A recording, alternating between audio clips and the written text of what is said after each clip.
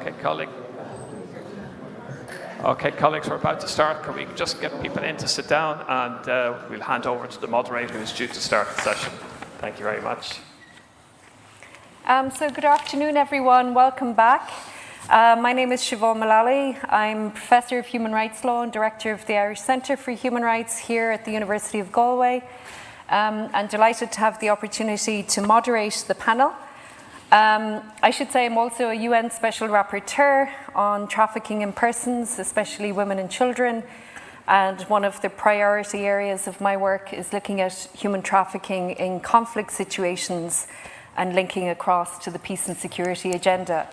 The UN Special Procedures are appointed by the UN Human Rights Council, and we are actually at the moment in a very fortunate position in having 4 Irish UN Special Rapporteurs, which is quite unique. The first ever was appointed in 2017 from Ireland, and 3 of those 4 UN Special Rapporteurs from Ireland are actually from Galway.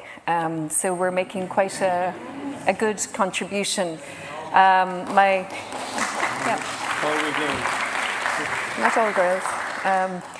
So my colleague, Professor Gerard Quinn, who's the UN Special Rapporteur on the Rights of Persons with Disabilities, Professor Fionnuala Ní Aoláin, who's based in the US but hails from Galway, and the 4th UN Special Rapporteur is Mary Lawler on human rights defenders.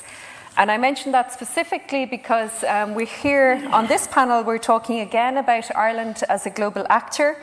We're looking at conflict resolution, peace building, upholding international law and accountability. And a key part of Ireland's role in terms of peace and conflict resolution and in terms of our commitment to international law and our place within the multilateral system is built on a commitment to human rights, international human rights law, and promoting accountability and justice. So I think it's important to integrate that into these discussions this afternoon, building on the discussions this morning and yesterday also. And we have a very distinguished panel. I'm just going to introduce people very briefly because the full bios are online. But we have a panel of speakers who have a range of experience in practice, in policy, in conflict and peacekeeping, in engaging at international and regional levels, working with civil society, working on peace building, defence and diplomacy. So I'm joined by Maura Braniff, Senior Lecturer in Politics, Ulster University, Roger McGinty, Professor in Defence, Development and Diplomacy, Durham University, Brigadier General David Dignam, retired, Major General, retired also, Michael Beery, and Ambassador Fiona Nigonacha, Ireland's ambassador to Colombia, who also hails from Galway, which again highlighted that important contribution. So kicking off, we're going to talk a little bit about Ireland's commitment to multilateralism, to a rules-based international order, to the promotion of human rights in conflict resolution and peace building. And as part of that, what has been central to that also, I think we touched on it a little this morning and a little yesterday also, is the commitment to the women, peace and security agenda, as well as to promoting the role of civil society and civic space. In terms of our role in contributing to peace building and conflict resolution, we've also drawn on our own history of conflict on this island and the work that we have done to promote conflict resolution and to build peace.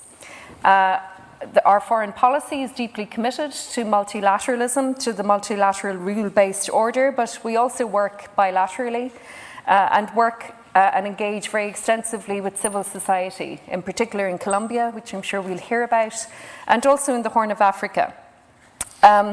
We're here today at quite a pivotal time in terms of thinking about the multilateral rules-based order and the development of the UN system. We have the proposed new agenda for peace, which will be discussed again later this summer, which is coming out of the Secretary-General's report, our common agenda, and which talks about prioritising investment in prevention and peace building. and also placing women and girls at the centre of the new agenda for peace. We're also looking forward, in theory at least, to the Summit for the Future in 2024, which again is talking about, for the UN, looking at multilateral solutions for a better tomorrow.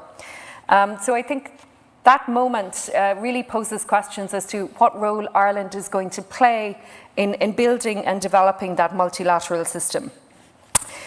We've talked a little bit and just touched on, but it's something we can maybe link back on, the importance of an integrated approach, which Ireland in its foreign policy does try to highlight the need to look at international law, accountability, but also promotion of human rights, humanitarian action, and rights-based development. So linking in our role in international development with humanitarian action, with promotion of international human rights law, and with peace and conflict building. And it may be that we need to think a little bit more about how to integrate those different pillars of foreign policy and those different parts of our institutional responses to the challenges of today.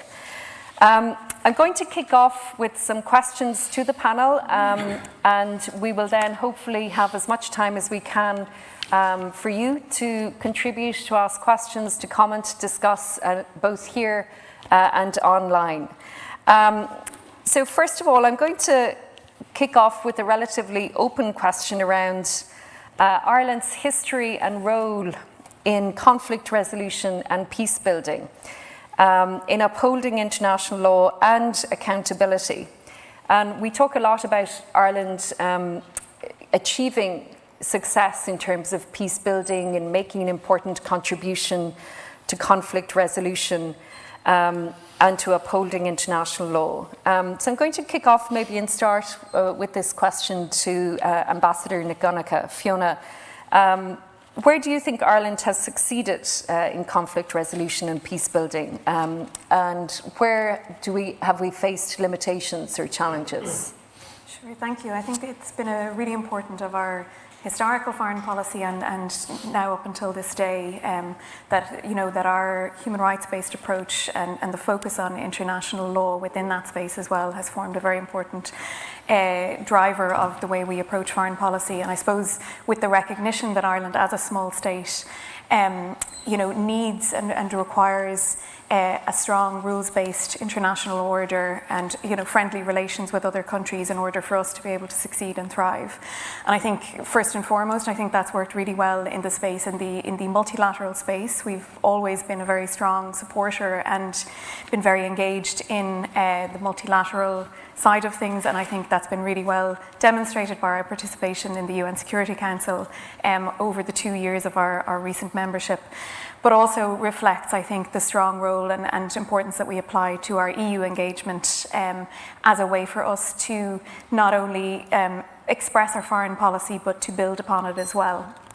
I think one really important aspect always has been the role of Irish peacekeepers through the Defence Forces and also the Gardaí in participating in peacekeeping and training operations overseas as a way to uphold that multilateral order, but also to demonstrate our willingness to engage in conflict zones in other countries as well.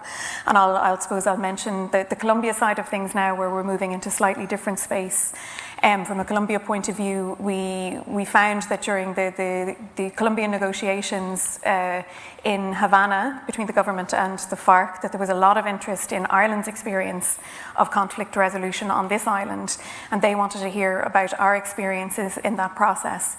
And I think based on that, and then the appointment shortly after that of Eamon Gilmore as the EU Special Representative for Colombia, who's also a Galway man, of course, we'll mention that, that it was, I suppose there was a recognition that, there was more that we could do in Colombia, which led to the opening of the embassy a couple of years later.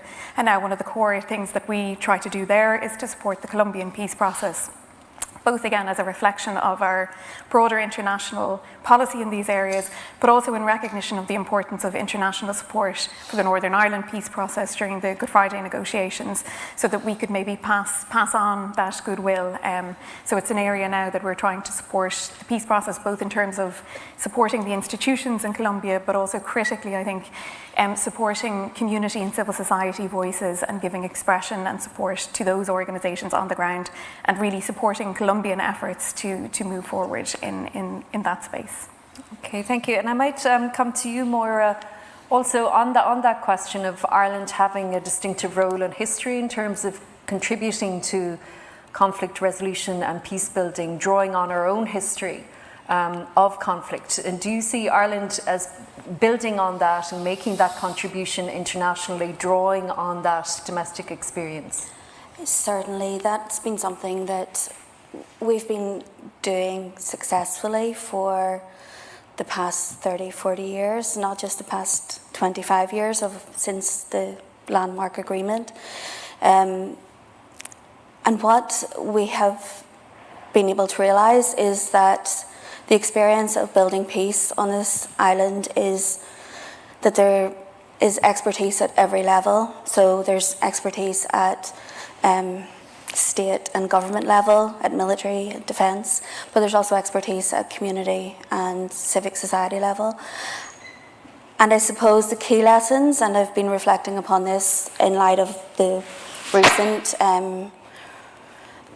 experience of the 25-year anniversary of the 1998 agreement, is that peace on this island has endowed Ireland with the ability to go forward into new environments and to speak about peace with hope, and to speak about peace with this is something that's possible, that it is possible to move out of volatility and out of risk and out of violent conflict.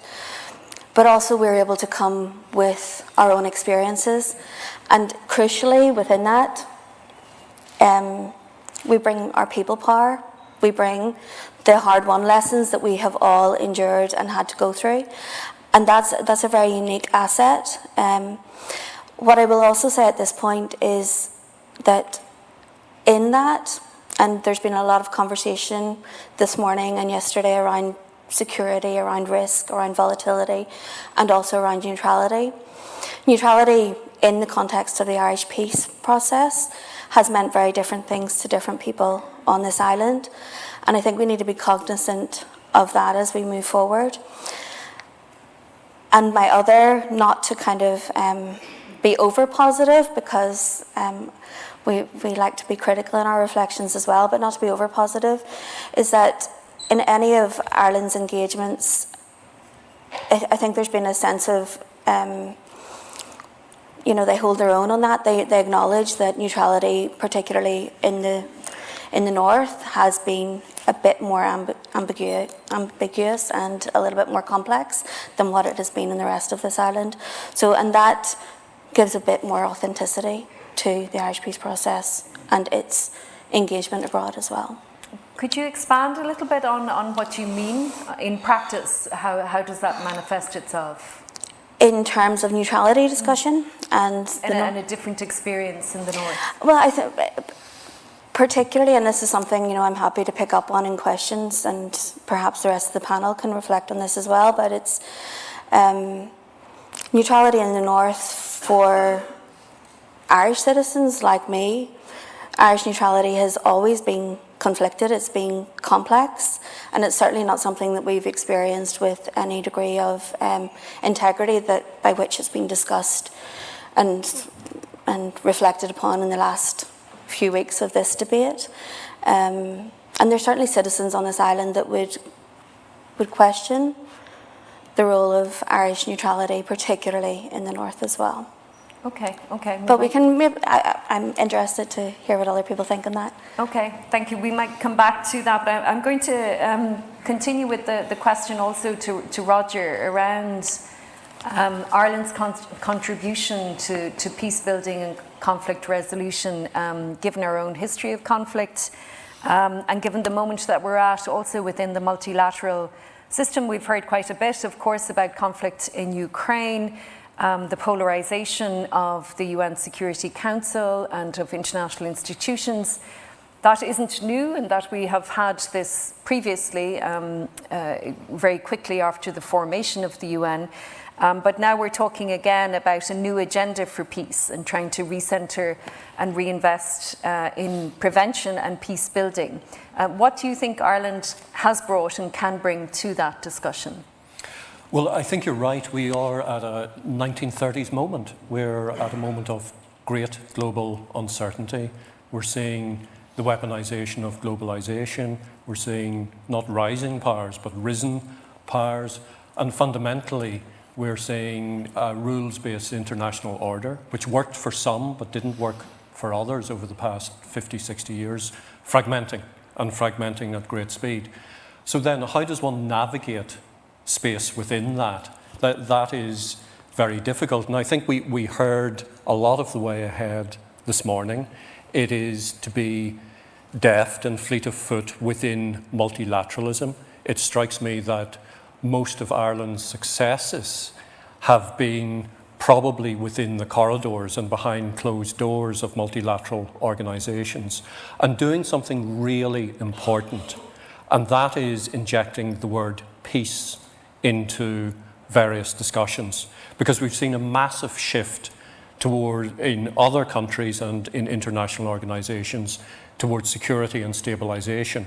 And the reasons for that are fairly understandable. After Iraq, Afghanistan, there's no appetite in the US and its allies for major military interventions. So there's a shift towards stopping threats at the border. And I think that then space is opening up for small states, for non-traditional actors to get their voice heard. And we could see that over the weekend with the African Peace Mission, which really is a fascinating initiative. Just one more thing that I don't think was given enough attention this morning.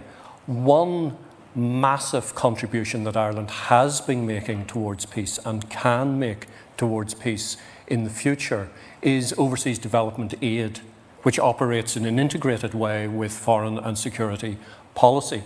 Because if you ask people in societies coming out of violence, what does peace look like?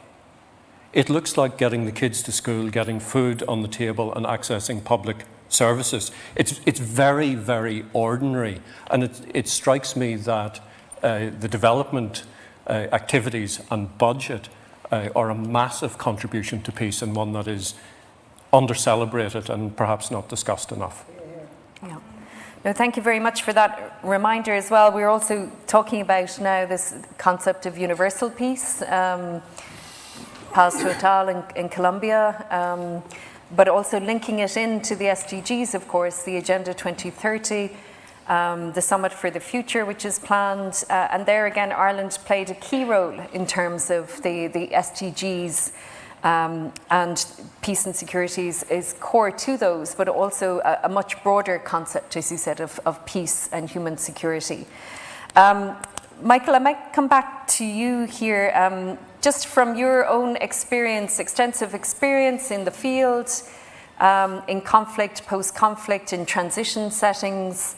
What role do you think Ireland has been able to play? What distinctive role, and what do we need to look at now for the future in terms of that role in peace building and conflict resolution? I think, okay, first of all, the Tánaiste mentioned this morning this robust civility. So we do have a good noisy democracy healthy here, and it's very much a good idea to air a lot of these issues that we're raising now and get them out there and really give them a good turnover. Just to follow on the previous speaker, I would say that we need to make sure we have the DFA and we have humanitarian aid. Add to that in our strategy, we need to put the defence forces. Okay, so we need all the different arms, if you like, of our foreign policy to integrate together and work better together. And I think that would have a positive effect. Just to touch on where we are successful or not, I think we are a global actor, even though we're small. We do have a big influence out there. Speakers have mentioned reference to the Northern Ireland process. In my experience in Yemen, that is even raised occasionally. So we have provided a good example worldwide to what is achievable. And I think it is something that we should be very proud of. But I think in Yeats's terms, peace falls slowly. And that definitely is the situation in the environment I'm working in at the moment in Yemen. But I would like just to emphasize a little bit of how this gets joined up, okay? We had a very good discussion on the Security Council and its effect at the higher strategic level, okay? And our presence on it for the 2 years was very positive. Some frustrations over the climate issue.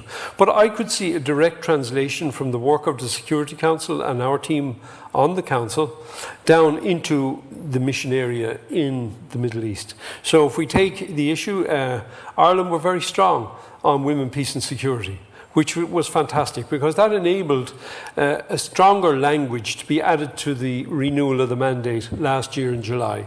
Therefore, I could take that forward and I could start developing a proper civil affairs side, women, peace and security, attempting to bring, in line with the Special Envoy's plan, attempting to bring that whole gender issue into the question of peace and having a voice in it. So I think that was a very positive development. I think if we look, have we been successful at this? If we look at the Middle East, we have, and they've been mentioned and quite extensively this morning, all of the Middle Eastern missions are intergenerational projects. They are ongoing. We're there on the Golan in Lebanon for so many years now, 74, 78. But the main thing is that we're actually seeing the fruits of that. It may not be immediate, it may not be something that you can readily identify with, but the fact is that South Lebanon has not seen a serious conflict since 2006. So that means we have young adults almost in South Lebanon who have not seen what the face of conflict looks like. And that's thanks to Ireland's involvement. So, I mean, there are positives. I think essentially the other side of the peacekeeping side is the Department of Political and Peacebuilding Affairs. Okay, so while we have peacekeeping missions around the world, none, as we heard, mounted since 2014, we do have 24 special political missions. And they have an important effect. I see them as, in Ireland's case, if you like, launching a political peace bridgehead into a conflict zone and getting settled, building trust with the parties, getting the conversation going and helping to build towards peace. So that is what they do, that's what's happening in Colombia and that's what's happening in Yemen. But you have to be determined, you have to be resilient, you have to be patient in order to gain any kind of proper outcome. I think that's quite an important point, that we tend to focus on the peacekeeping missions, if you like, the fact that we haven't had a new peacekeeping mandate since 2014, but at the same time you have all of this other work which is perhaps less visible to the wider public, and in terms of the global public good of peace, playing a really important role through these special political missions, through the use of good offices. And there, again, Ireland has quite a distinctive role. And maybe just to conclude on that, David, from your perspective, again, from your experience in the field, your extensive experience in conflict and post-conflict settings, what do you think has Ireland's distinctive contribution been, and what can it be into the future now at this kind of pivotal point? Yeah, many years ago, a leading academic by the name of Professor Barry Buzan wrote a book called States of Fear. It was a seminal piece in looking at the causes of the conflict in the world. And Professor Buzan identified 5 primary sources of conflict in the world: political, military, economic, environmental, and societal. And if you look at every conflict in the world, it's a nexus of those 5 elements. Some more so than others, because every conflict occurs in its own context, but they're all there. And when it comes to conflict resolution, when it comes to peace building, each one of those 5 elements has to be addressed. There has to be a political dimension, There has to be a military dimension, I'll come back to that, a societal and economic and increasingly environmental dimension, if you're going to deal with the underlying causes of the conflict, regardless of the context. And that's a seminal piece of work. And in that comes the military. And you could say that the military are designed to actually address the military cause of the conflict, and primarily they are. Primarily by creating a safe and secure environment and allowing for freedom of movement for other actors to come in and operate it safely in that space. And sometimes the military can do that simply by their presence, by the moral authority of the UN, and we touched on that this morning. But sometimes it takes a great deal more than the moral authority of the UN. Armies are not by design conflict resolvers or peace builders. They're not designed for that purpose. But at the same time, they're the only people who can go into an environment where there is a threat to the peace builders and can create the conditions where they have some opportunity to come in and operate, I won't say securely, but relatively securely, because there is no full security in the world. I think the Irish Defence Forces, I think we've been extremely good at that. I think we've got a proven track record at it.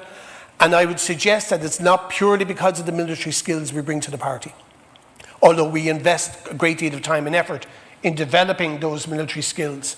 But I think there's an innate understanding of conflict, the cause of the conflict, and what needs to be done to resolve a conflict embedded in Irish society and Irish institutions, which I certainly like to think that we bring with us when we deploy, whether it's to Lebanon or the Golan Heights or Central Africa, Afghanistan, the Balkans, wherever we go. And I always saw my job as a practitioner of peacekeeping, wherever I deployed, my job was to make other people's jobs possible. I was never going to have the solution to these problems.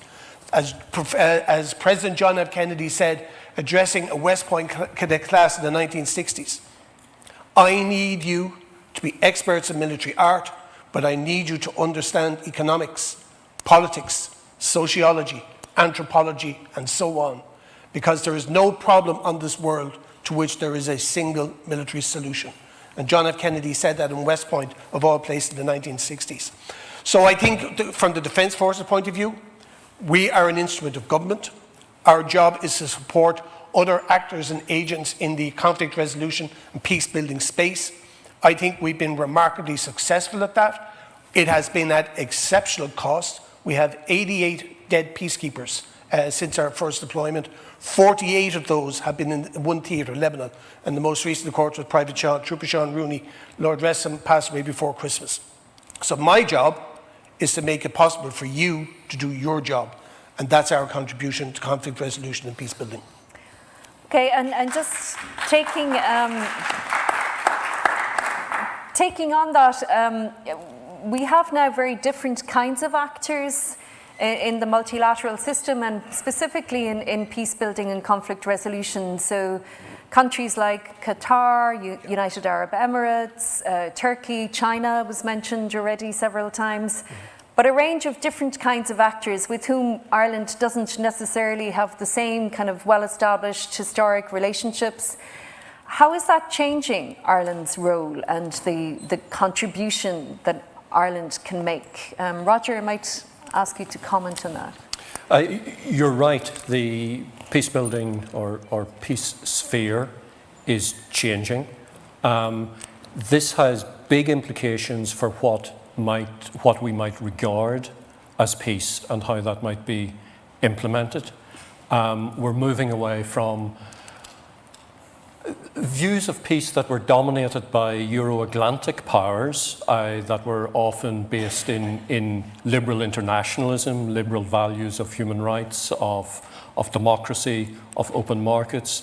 And we're moving towards a sphere in which other actors are talking about peace and launching peace plans. And many of these actors are authoritarian. They have dreadful human rights records. And this raises questions of what is peace, and in a sense, who owns peace and who gets to define and say what peace is. Now, within that context, I think there is room for Ireland and other small states to, it doesn't strike me as an either or, that you have to work in multilateral fora or just bilaterally or do a solo run. I think it's also and. So these multilateral organizations are still important, but I think it really will involve the government jet going to places that it has not gone to before to talk to colleagues in the Gulf or on the other side of the globe. And I think that Ireland can bring something to these debates or these activities, particularly in terms of things like good offices, particularly in terms of providing neutral spaces. And a number of countries have a very good record of doing this. Norway, for example, played a very key role in Sri Lanka 20 years ago. And much of this depends on things that we have already. One is the goodwill that is shown towards Ireland that was discussed this morning. I call it the river dance effect. People like Ireland. And that is a soft power that can be used. But also absolutely crucial is to have a professional foreign service. And there is one. One comment I would make is it's relatively small in comparison with other European countries of a similar size. And I know it's very difficult to recruit and maintain and professionalize and grow organizations at the same time. But to play these roles costs money. Mm-hmm.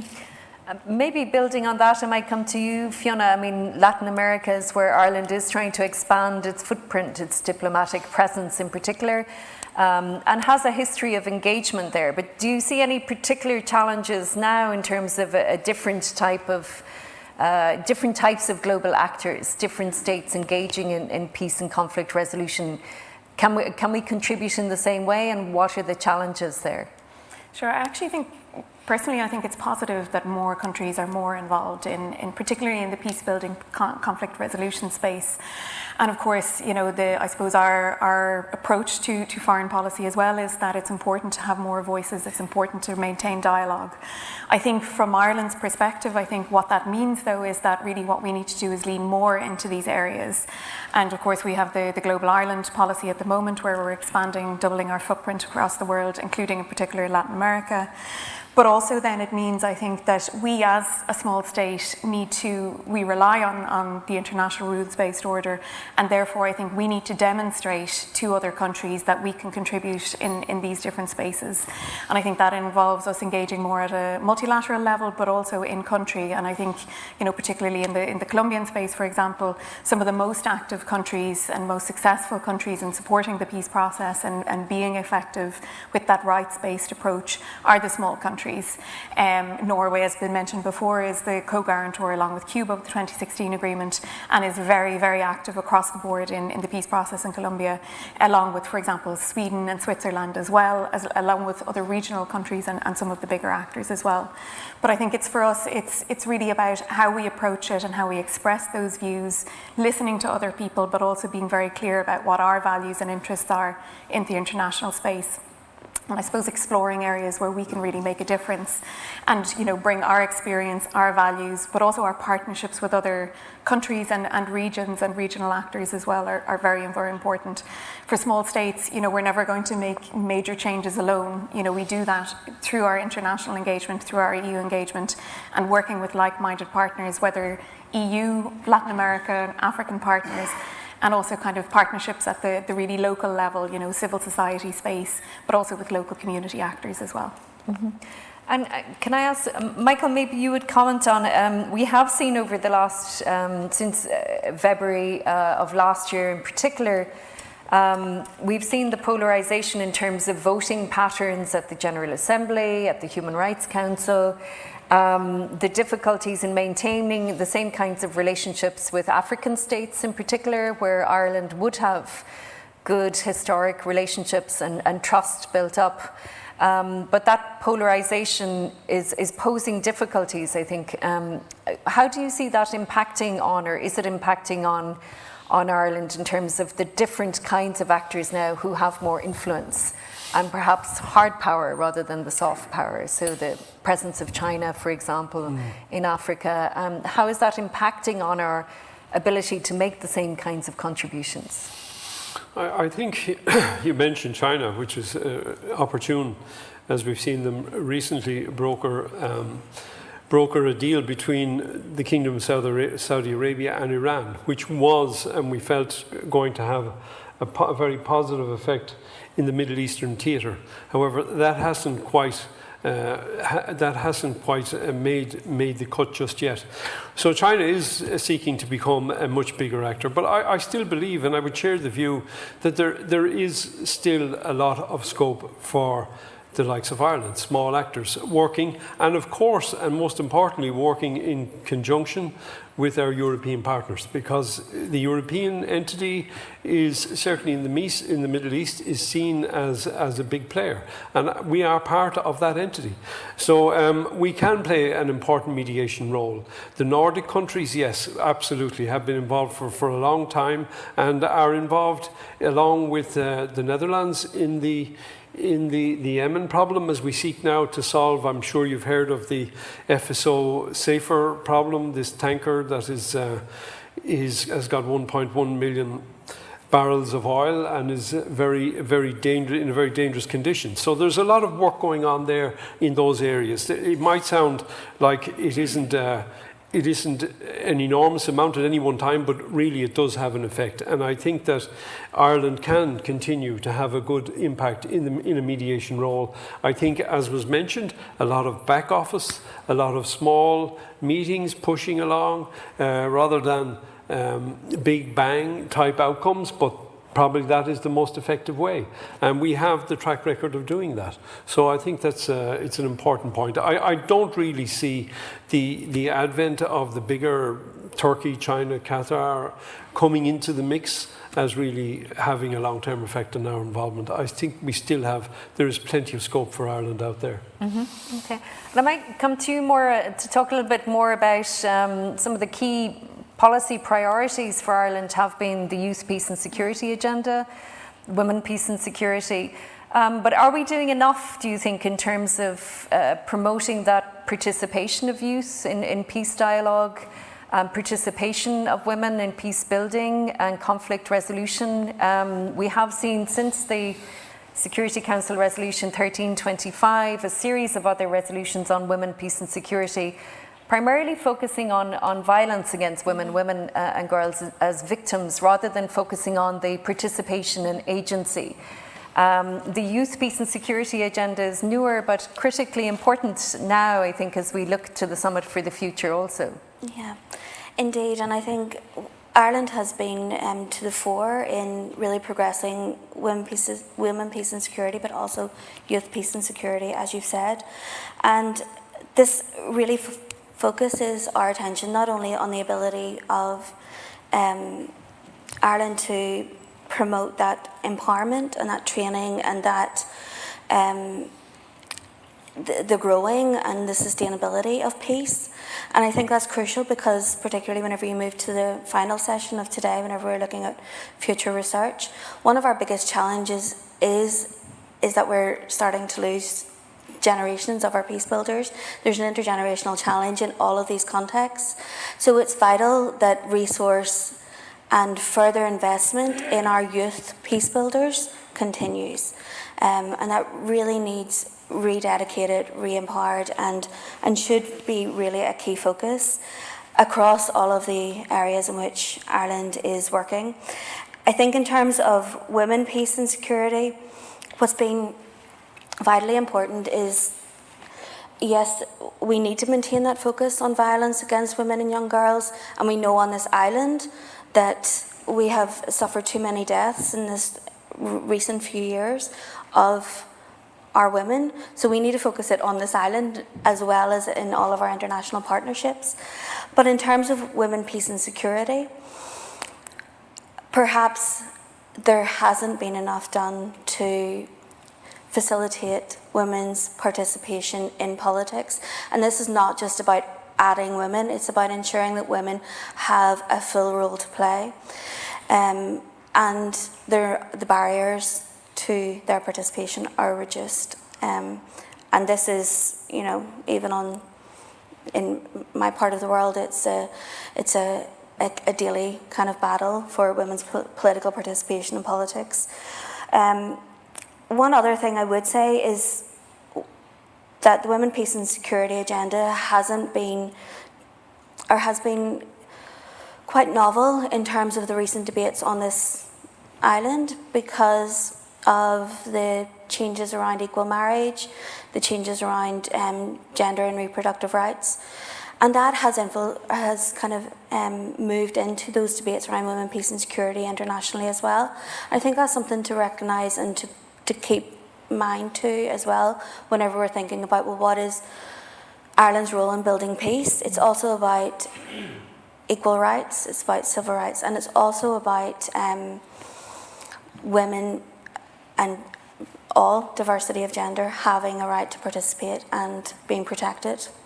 Thank you for highlighting that, and we saw just recently the very first ARIA formula meeting of the Security Council focusing on LGBT rights in conflict settings. So with the work of one of the UN special procedures, the independent expert on sexual orientation and gender identity, and one of his, Victor Madrigal, one of his priority areas of work has been to highlight the particular risks that can be faced by LGBT communities, persons of diverse gender identities in conflict settings, and the lack of access to services and support there as well. So that was a really significant meeting that was held. I know Ireland was quite involved in supporting that as well, building on our experience of very significant constitutional change there. So, and I think that's also been a really important point in terms of reproductive rights,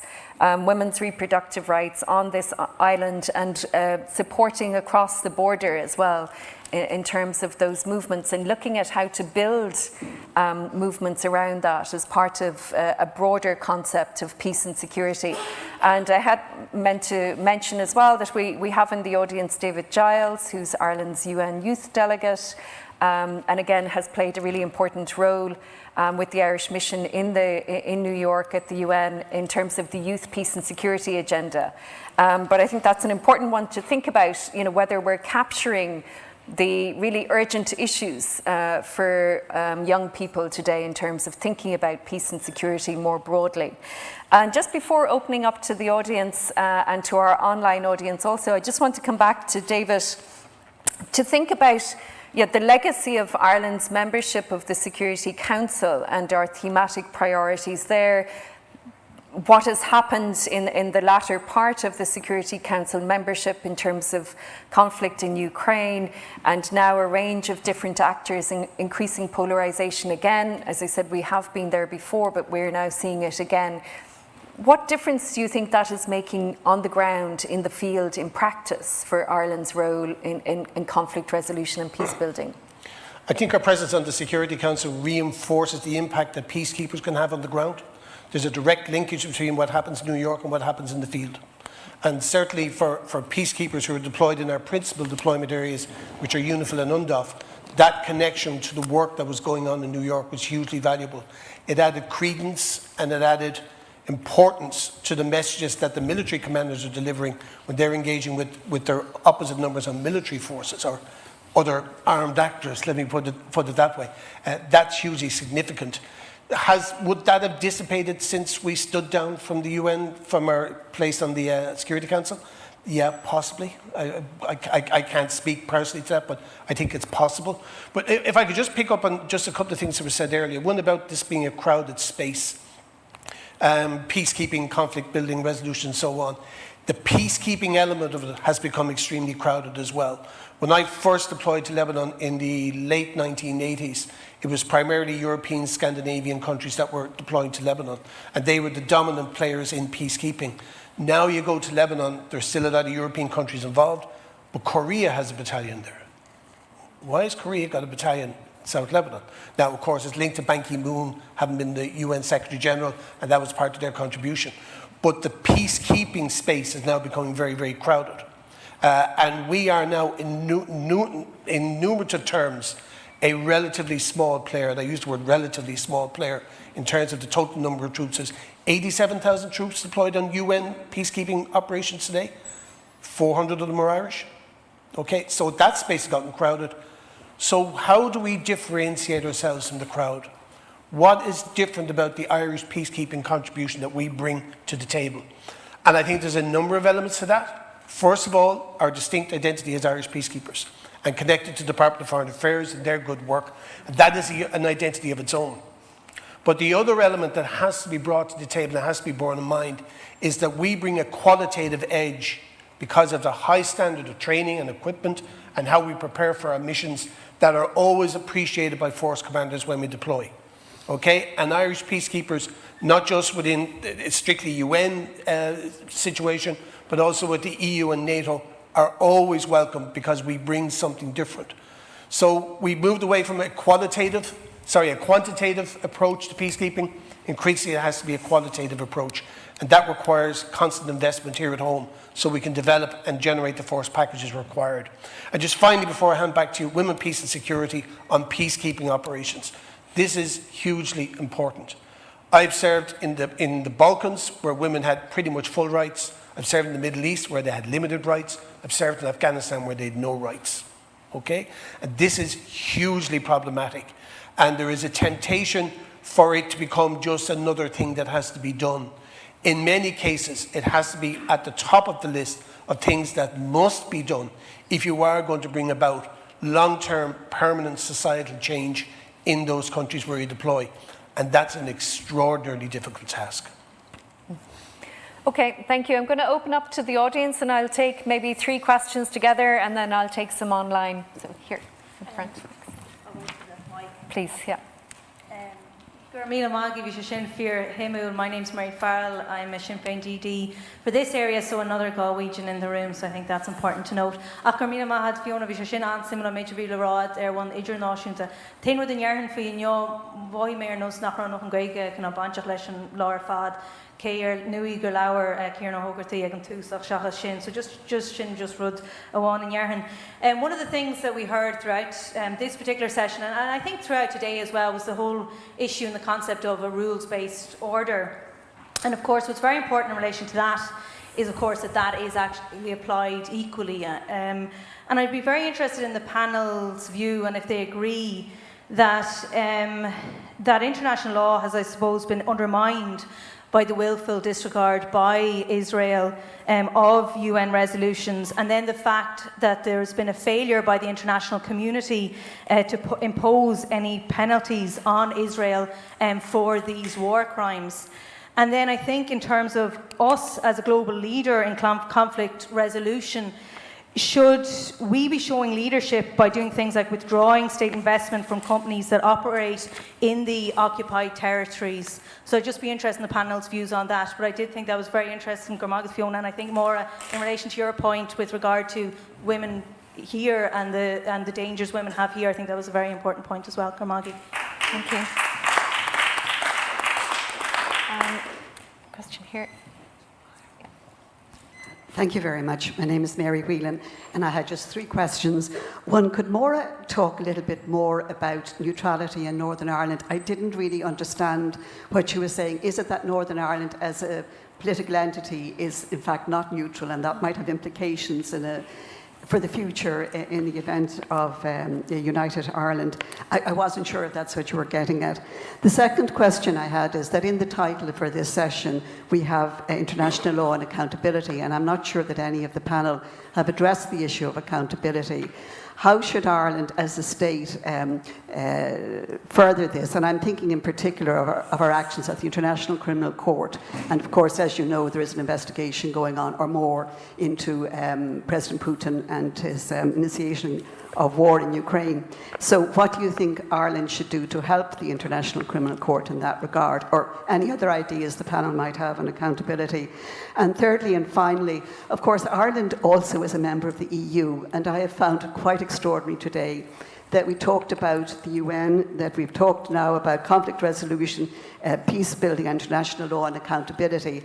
And we haven't talked about how we leverage our membership of the EU to further our very strongly held national principles in this regard. And do any of the panel have a view on that? And I'm going to beg your forgiveness for one final point, and that is that I think the work we have done at the UN on Resolution 1325 is outstanding. And all the more so, I am very disappointed that in our own defence forces, we seem to show an appalling lack of knowledge of women, peace and security. And before we clap ourselves too much on the back, I think we should reflect on that. Yeah, thank you. Absolutely. Thank you. Thank you for that. Please, here. In the second row. Thanks. So I'm really curious about how you mentioned about Ireland's aim to build more relations with states in Latin America. I think that's great, but how can Ireland reconcile its aim to build relations and peace in Latin America with its uncritical stance towards US imperialism and intervention across Latin America and indeed across the world? And going back to your point around the International Criminal Court was something that the US refuses to engage with, and as far as I know, Ireland is silent on that issue, but maybe correct me if I'm wrong. So that's my question. Thank you. I'll go back to the panel and then we'll take some questions online. Just to note, we actually have the summer school on the International Criminal Court concluding here at the university today, and one of the speakers is the US Global Ambassador on global criminal justice. Fiona, I might start with you, particularly on the theme on accountability, because we haven't addressed that very much, but I think Ireland's role in Colombia has been quite important in terms of supporting a range of accountability processes there in transitional justice and post-conflict justice. And we're also looking at an interesting moment in terms of Colombia's relationship with the International Criminal Court. To comment? Micheál Martin, agus tá sé go hintach bheith seo ngáile agus ag láir faoin téime seo bhfuil chotábhacha sin le haid an tíir seo a freisin bhealach le bhfuil an seansar aga an smaoinemh ar céimhin go féidir linne éifeachta bheagan ar level idirnáisiúnta freisin. I may switch to English just for this. I think it's very important, of course, one of the challenges with the international system is around that space around accountability, and that the mechanisms to achieve accountability are not as clear and effective as if we were operating, of course, at a domestic level. And I think, how we intervene in these spaces, and particularly the work that we do, not just at the UN, but also at the ICC, is something that Ireland regards as very important. Within Colombia, I suppose one of the actions that we have sought to do is to support, I suppose, particularly within the space of the 2016 peace agreement, to support the implementation of that agreement, which includes supporting the institutions that were created under it. And particularly at moments within the Colombian history over the last 5 years, where particularly the transitional justice system was under challenge because of, I suppose, differing levels of support for those institutions within the state and within wider society, that Ireland, along with various other countries in the international community, were very vocal in supporting the implementation of the specific requirements of the agreement, and supporting in particular the Truth Commission and also the Special Jurisdiction for Peace. And that included, I suppose, advocating on behalf of the institutions, engaging with government, engaging with the broader society as well, to express how important these institutions are. And I suppose one reason for doing that in our case in particular was, I suppose, knowing ourselves from the history of this island how important with dealing with the past is, and how important enabling, I suppose, institutional mechanisms to allow that to happen as well were important. But of course, as an international community member, we don't have a direct way of doing that. We do it through our advocacy, we do it through our support, we do it through the voice that we have as an international actor. And then maybe just to, I'm not sure that everyone in the audience here would know, but I suppose just in terms of the ICC in Colombia, there was an open preliminary case in Colombia that was closed last year because of the establishment of the Special Jurisdiction for Peace, one of the institutions of the transitional justice system created under the 2016 peace agreement. It was, I suppose, a monumental moment for Colombia because it was an acceptance by the ICC that Colombia had created institutions that could allow, I suppose, judicial review and implementation of, the commitment of atrocities, for example.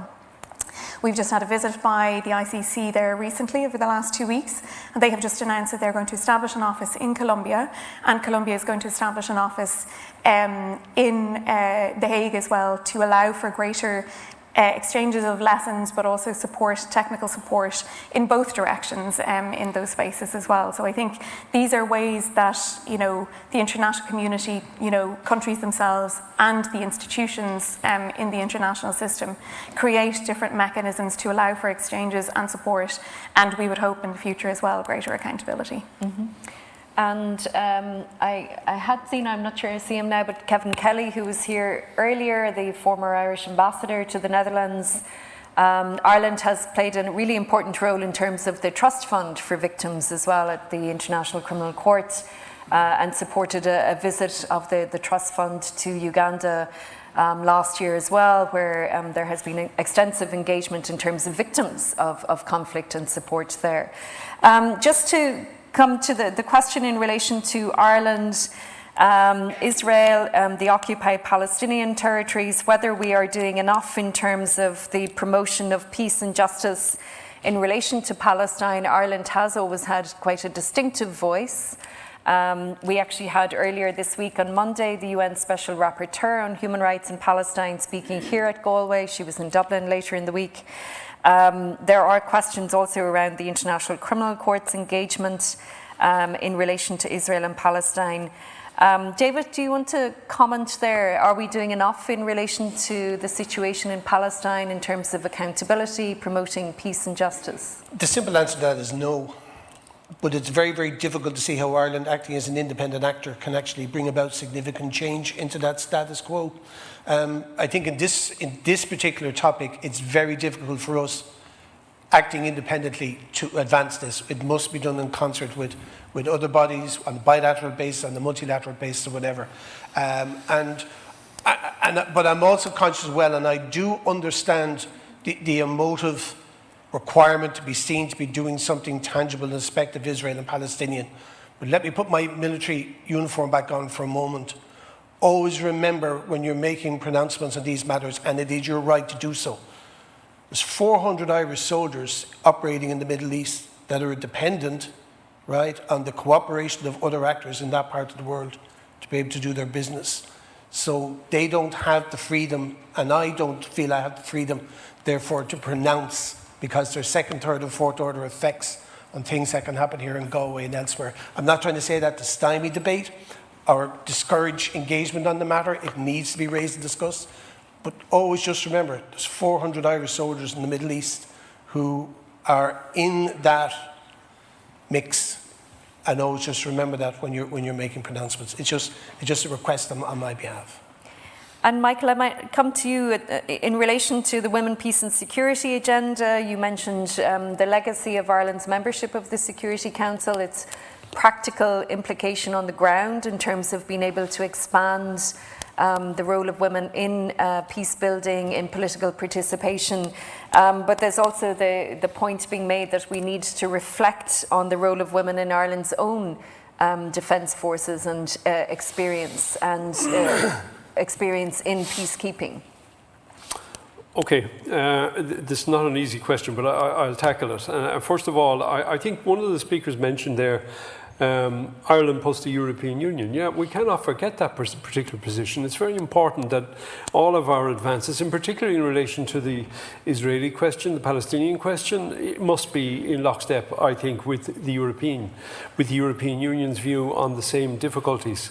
In relation to 1325, this is the UN SCR relating to women, peace and security, it's an extremely important Security Council resolution. Ireland and the Defence Forces, in fact, were very involved with this when it was originally drawn up.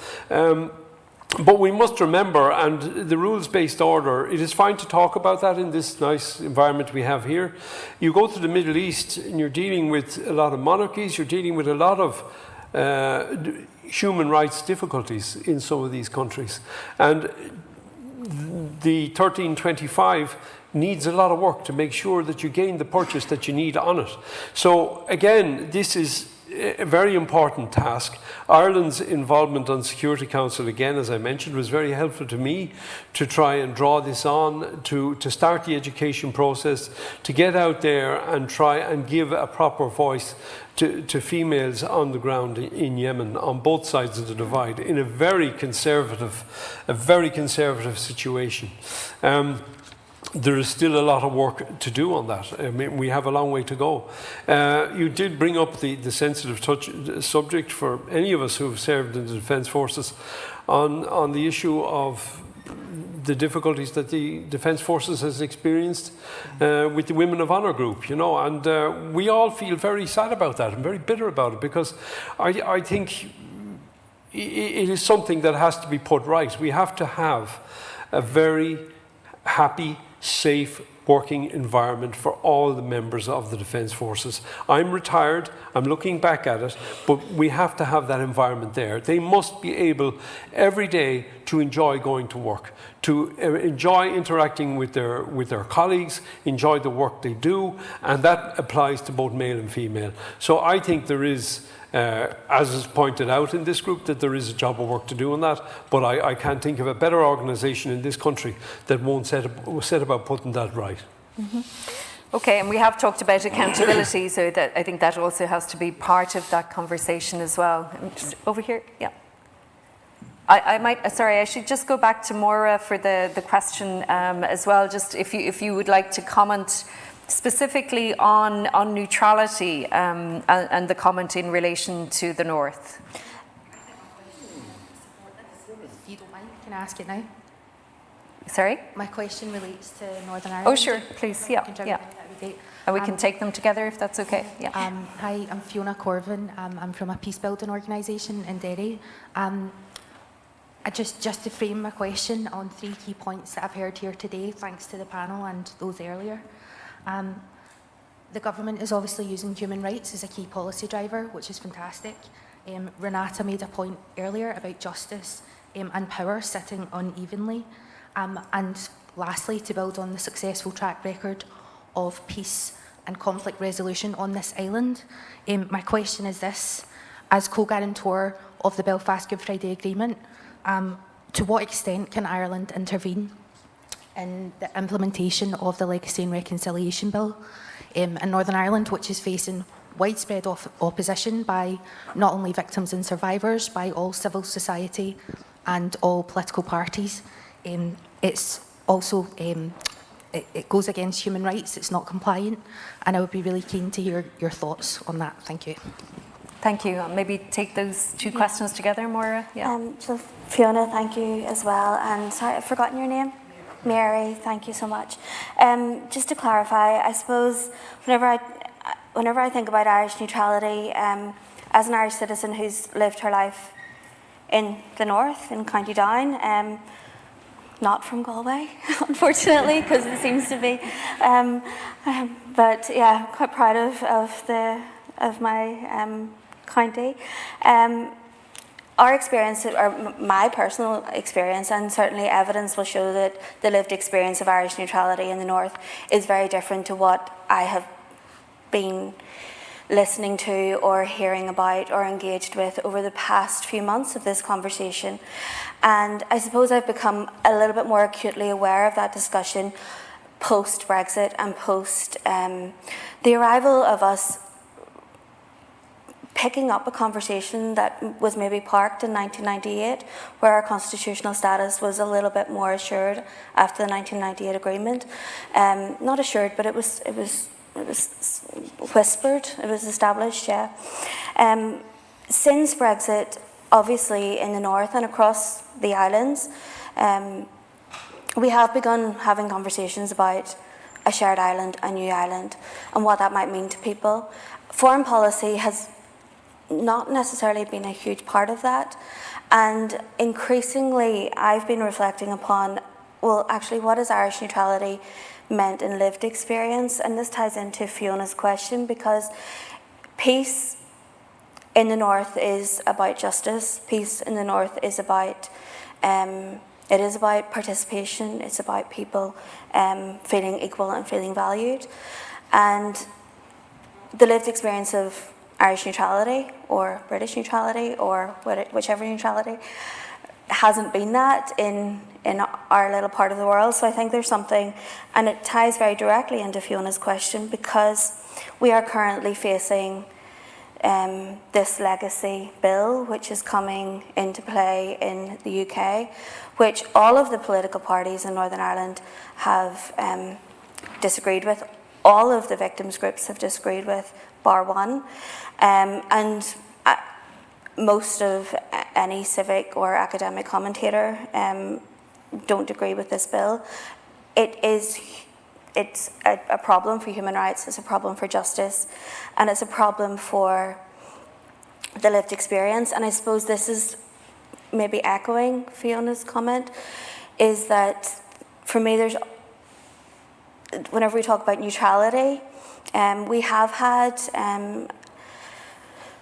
some statements from the Irish government questioning this bill, but I suppose then the other side of that is, if you're questioning that bill, then what's the Irish government doing about legacy issues that pertain to the North as well, and pertain to the border counties and to Monaghan and Dublin families as well. So I think there's a lot of, there's a big question, there's lots of big questions coming up in this panel actually, but Irish neutrality is a lived experience for people on this island, and I think just in the context, I suppose my point was in the context of a new Ireland discussion, or a discussion about how we work with these islands, we need to be mindful of us in the island.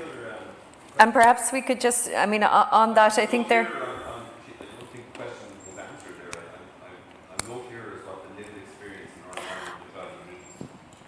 Well, I suppose, you know, if you're thinking about Irish neutrality, if you're coming from a unionist, Protestant, or position, you'd be questioning, well, what did Irish neutrality mean in that context? Likewise, for nationalists and Republicans and Catholics living in the North, what does Irish neutrality mean? They are co-guarantor, but whenever we talk about Irish neutrality, I think there's a conversation, and this is particularly in light of post-2016, that it's just because I hadn't heard it mentioned of late, and I think it's a worthwhile interjection to make. I think the comment on the legacy bill is also important, and there have been a number of statements on its problematic status in relation to international and European human rights law. And that goes also to, I think, what Fiona was talking about earlier in terms of Ireland's commitment to transitional justice, to post-conflict justice, to a notion of peace as aligned with justice and accountability as being part of that, and brings us back also to the questions around accountability. Again, I think in thinking about the experience of women in the defence forces, when we look out or promote certain aspects of foreign policy, we also have to think what are we doing here at home and more broadly on the island of Ireland, that there is consistency in terms of our practice and our positions on that. And I think that has been, certainly in relation to transitional justice and peace building, has also been part of our distinctive commitment to aligning peace and justice and accountability there as well. I'm just going to go to one or two of the questions online. We have just a question around EU role, EU support in Africa being conditional on human rights promotion and protection, China and Russia offering support without such caveats. What does that mean in terms of Ireland's involvement and engagement in Africa and that changing role? Maybe goes back a little bit in terms of different types of actors and Ireland's different kind of position. Roger, do you want to comment on that? I think all aid is conditional, and I'm not convinced when when states might be offered something for free. We've seen with China's Belt and Road that there is a price. Sri Lanka, in particular, is seeing that price. I think that a good point was made earlier on that states have to be careful to look beyond elites that might have captured the state, that might be corrupt, and realise that the chief beneficiaries of assistance are often people living out with capital cities, often living in very poor circumstances. Of course, it's important to try to have a values-based foreign policy. But as has been said by a very famous diplomat, you don't make peace with your friends. Often you're dealing with juntas, with people who have gotten into power through military coups, states with very poor human rights abuses. And this brings Ireland and other states and other donors into the world of ambiguity and fudge. And hard decisions have to be made. Often there has to be a hard swallow and a weak smile. But that's what gets things done, and that's what gets aid to people that need it. So a value-based foreign policy is very good, but sometimes there has to be wavering on principles to get food and shelter to people. Okay, and just one final question from the online. What does Ireland need to do to continue the work in peace building and conflict resolution? There is strong public support. I think there has been support expressed here and yesterday also around that role. What do we need to do now in order to continue that work? And maybe hand over to you, Michael. Yeah, it's a very good point, but straight away I would say, and it's been mentioned at a number of the forums, we need to resource the defence forces correctly. We need to make sure that we have organisations, both the Army, Navy, Air Corps, that can actually implement this for us and can continue the work. And the challenge here, and it's been mentioned a number of times, is that peacekeeping is pointed at Chapter 7 now. Okay, the African missions, as we've heard, very difficult in the DRC, in Mali, and in the Central African Republic. And that is a huge challenge. So we have to make sure that if we're going to deploy peacekeepers out on missions in these very turbulent environments, that they are able to, they have the capabilities and they have the correct posture to be able to deal correctly with the problem.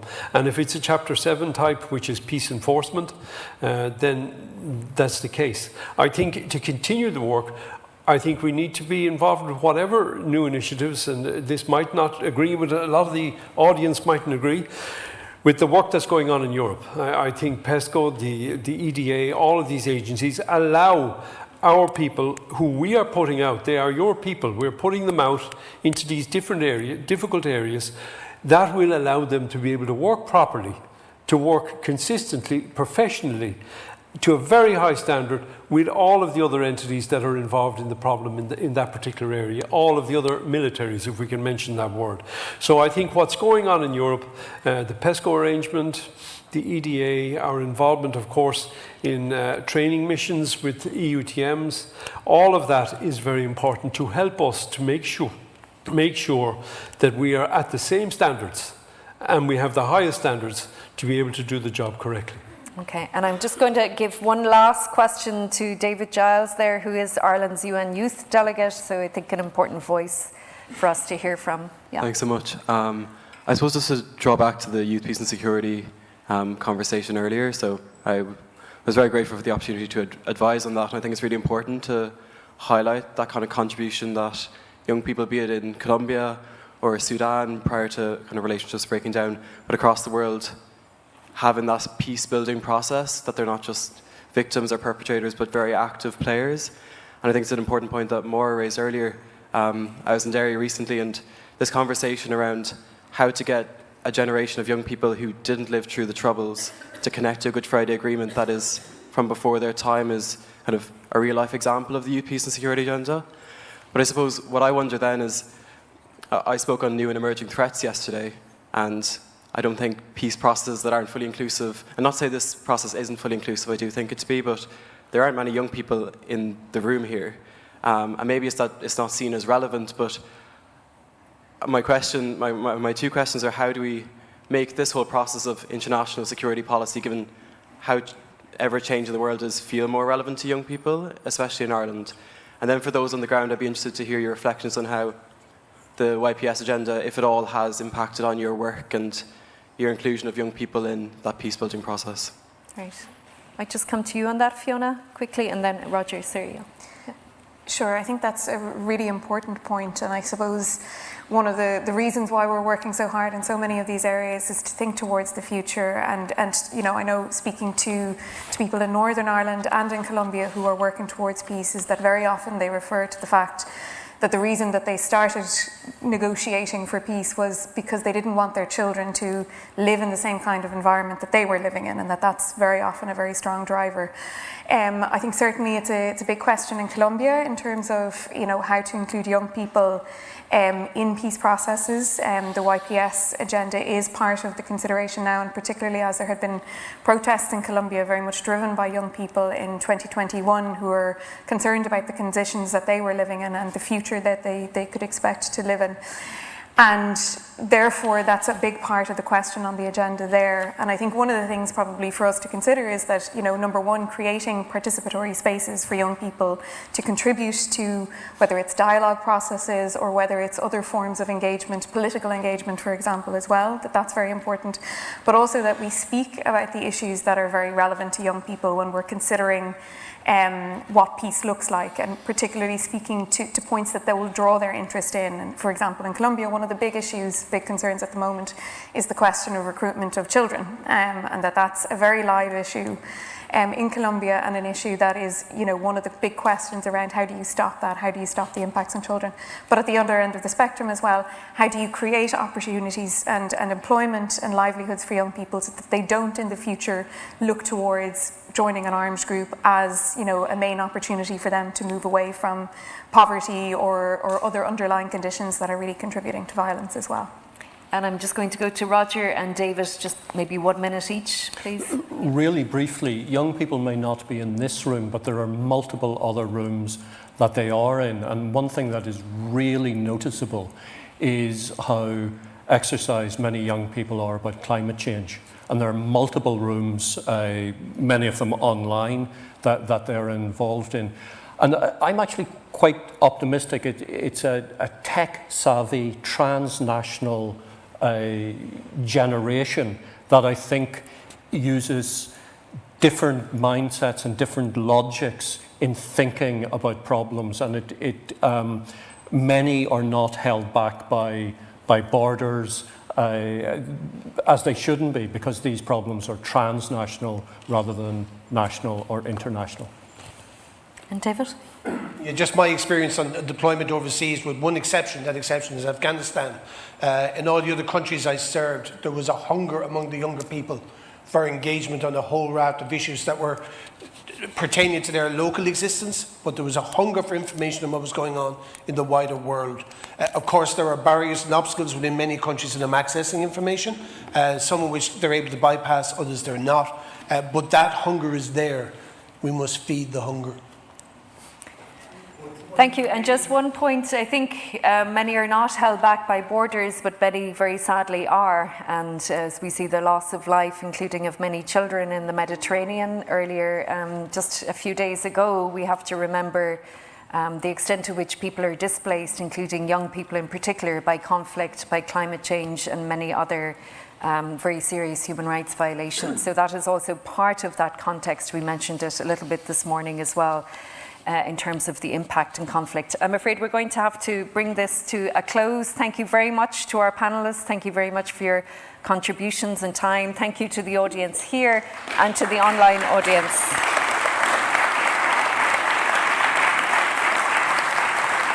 I'm going to ask you to reconvene very promptly, please, at 15:35, at 25 minutes to 4, please. There's tea, coffee there.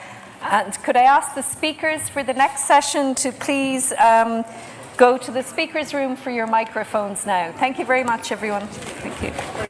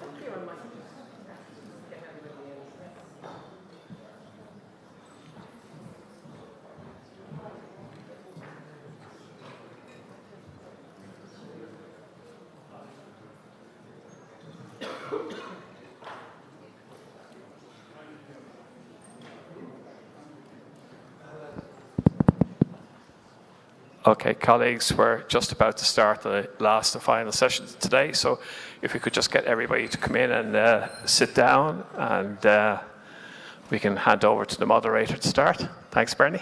Thanks, Kieran. Afternoon, everybody, and welcome to our last session of the day. And I have to say thank you to all of you for lasting the pace and for sticking with us on a Friday evening at this time. We're kind of moving on to something very different now. We had a lot of sessions earlier today about the UN. So this session is about Irish research and innovation and security and defence. And I think there's, probably not the best of awareness in this country about the engagement that goes on in this space, both with the defence forces and wider society. So just to introduce myself, I'm Bernie Maguire. I'm Assistant Secretary General and Defence Policy Director. My own background in this area, I've been involved in the establishment of a research, technology and innovation unit within the Defence Organisation, which was a kind of an exciting new type of work for us in defence. I suppose the focus of this session is on research and innovation and its relevance to Irish security and defence, and kind of importantly as well, as well as defence capability improvements, it's also the potential for broader societal benefits. As with the other panels today, I propose that we will split the time between discussion with the panellists and then open the floor to questions.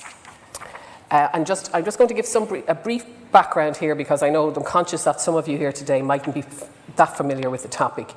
I suppose within the EU framework, there are a number of initiatives and opportunities for research and innovation in security and defence.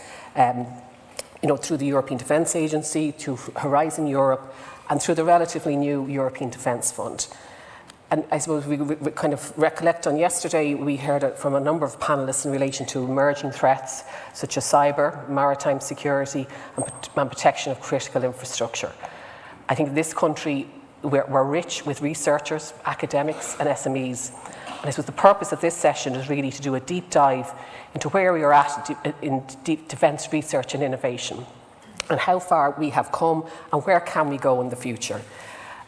So I'm just going to move on now just to introduce you to the panellists. We'll starting here with Professor Lokesh Joshi. He's the Stokes Professor of Glycosciences at University of Galway and is founder of the biotechnology company Micheál Bioscience. We have Carlo Webster, who's a Senior Strategic Business Executive at Tyndall National Institute. Marie Gleeson, she's External Affairs Director with Simply Blue Group, and she was also a former Lieutenant Commander of the Irish Naval Service. And finally, Dr. Stephen O'Driscoll, he works at the SFI and Science Foundation Ireland as a Challenge Research team member. So I suppose really just to kind of kick off the discussion, and I'm going to just probably go very general at the start, just to allow the panellists maybe to give their own experiences of research and innovation, and just where we are now from their own perspective. And I might start maybe, Lokesh, you have the benefit of both the industry experience and the academic, and maybe you might start this discussion. Yeah, thank you, Bernie. I really appreciate the dialogue here. So one of the things I think we found really amazing is the openness for collaboration within Ireland. So whether it's industries, academics, government agencies, and the Defence Forces Ireland, it's been an amazing environment. And what we've been doing is working not only within the country, but also externally with European partners and beyond Europe as well. I think it's really to focus at the challenges that the first responders face, but also developing technologies and solutions that can help protect them, but also protect civilians as well. And maybe a few examples of maybe the areas that you've worked in to date. Yeah, so, and again, I have my colleagues here. I see them, Maura is here, Dan and Claire, and some of us researchers are here. My own research, actually, I'm a biologist, and we've been working with Defence Forces Ireland, especially their chemical biological unit for over 10 years. And we've been looking at some capability gaps that they have, whether in the country or when they are on tours, and see how we can develop solutions, technologies to protect them, especially against biological agents, whether they encounter them by accident or a deliberate attack. And that work has been funded both in the startup company that I have at Quella Bioscience and in the lab by European Defence Agency, Horizon Europe, European Innovation Council, and multiple funding agencies. So the research we do really is peer-reviewed. It's top 2-3% in Europe, and it's always funded on the basis of excellence and the need for Europe. Great, thank you. Moving on to Carlo. Again, just from your own sense of your experience in this space, and again, I think examples help for people to understand the type of projects that we are working on. Yeah, sure. From a Tyndall perspective, I guess it's the SFI Challenge Fund with the Defence Forces was the first time they did something like this, so it's pretty new and novel, and our work with the Defence Forces has been twofold, one with the SFI Challenge Fund, and the second with the Disruptive Technology Innovation Fund, where we brought together industry and academia together to look at drug interdiction in the maritime space using unmanned flying vehicles, basically, where we research and investigate artificial intelligence, sensor technology, and also then be able to deploy it on naval ships out at sea. So it gives us that platform and access to solve a civilian problem, I guess, and work with the Coast Guards and the Customs as well on drug interdiction. The second project is called Mistral. It finished, I think, second in the Challenge Fund, and that really was enabling the Defence Forces to increase their communications capabilities by linking them with researchers from Tyndall's Wireless Communications facilities in Trinity in Dublin through the SFI Connect Centre. And that enables them to take radio communications from a base on peacekeeping missions, put them on drones, and then increase that range by 50-fold and increase the coverage by over 400-fold. And where this becomes really interesting is if you take the scenario of an earthquake in Turkey and Syria, where the first thing that goes down is the communications network, and then you can redeploy that pretty much instantaneously, so that first responders, defense force units, emergency response teams can go in and do what they're supposed to do in those kind of scenarios. Great, thanks, Carlo. Marie, you worked on the RTI agenda when you were a naval service officer, and now you're in industry, and maybe you've kind of got that dual perspective as well on where we're going in this space, and maybe the examples from your own work. Yeah, I think for me it's, I suppose it's been a journey. Now I work for Simply Blue Group. We're a blue economy project developer, and we've got I suppose a primary focus on the deployment of floating offshore wind, offshore renewable energy.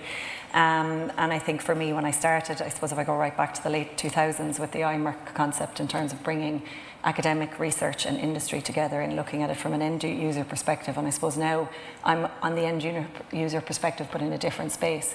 So if we're going to deploy floating offshore wind turbines at scale off the coast of Ireland, there's a huge amount of R&D and innovation that's required. So I think we're there to support in terms of early stage R&D, but also I suppose from a commercial perspective, we're looking at being in a position to purchase early stage, I suppose, disruptive technology in some perspective. So for us, there's a key focus in terms of being aware of what's happening in the market, but also looking at that security perspective as well, which is going to be crucial in terms of that deployment of maritime infrastructure. Great, thanks, Marie.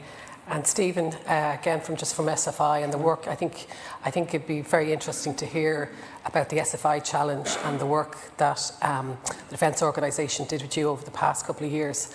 Again, I think it's something that probably isn't that well known, and it's an opportunity here today to listen to that. Sure. Thanks, Bernie. So good afternoon, everyone. My name is Stephen O'Driscoll, as Bernie mentioned. I work in an organisation called Science Foundation Ireland. Science Foundation Ireland is Ireland's national foundation for investment in science, technology, engineering and mathematics research.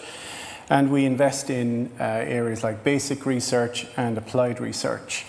A number of years ago, we developed capabilities, and we're still developing our capabilities in an area known as challenge-based research. And challenge-based research is about defining problems and working with academic researchers to try and address those problems and to accelerate solutions to deployment so that we can actually bring about impact from the investments that we make.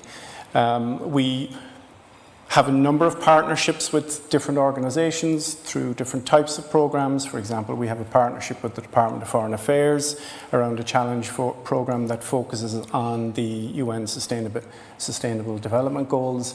And as Bernie said, in 2021, we launched a partnership with the Department of Defence and Defence Forces Ireland called the SFI Defence Organisation Innovation Challenge. And really what this challenge was about was working with our colleagues in the Department of Defence and the Defence Forces to identify a number of challenges where there were capability needs, but also there was significant potential for societal impact.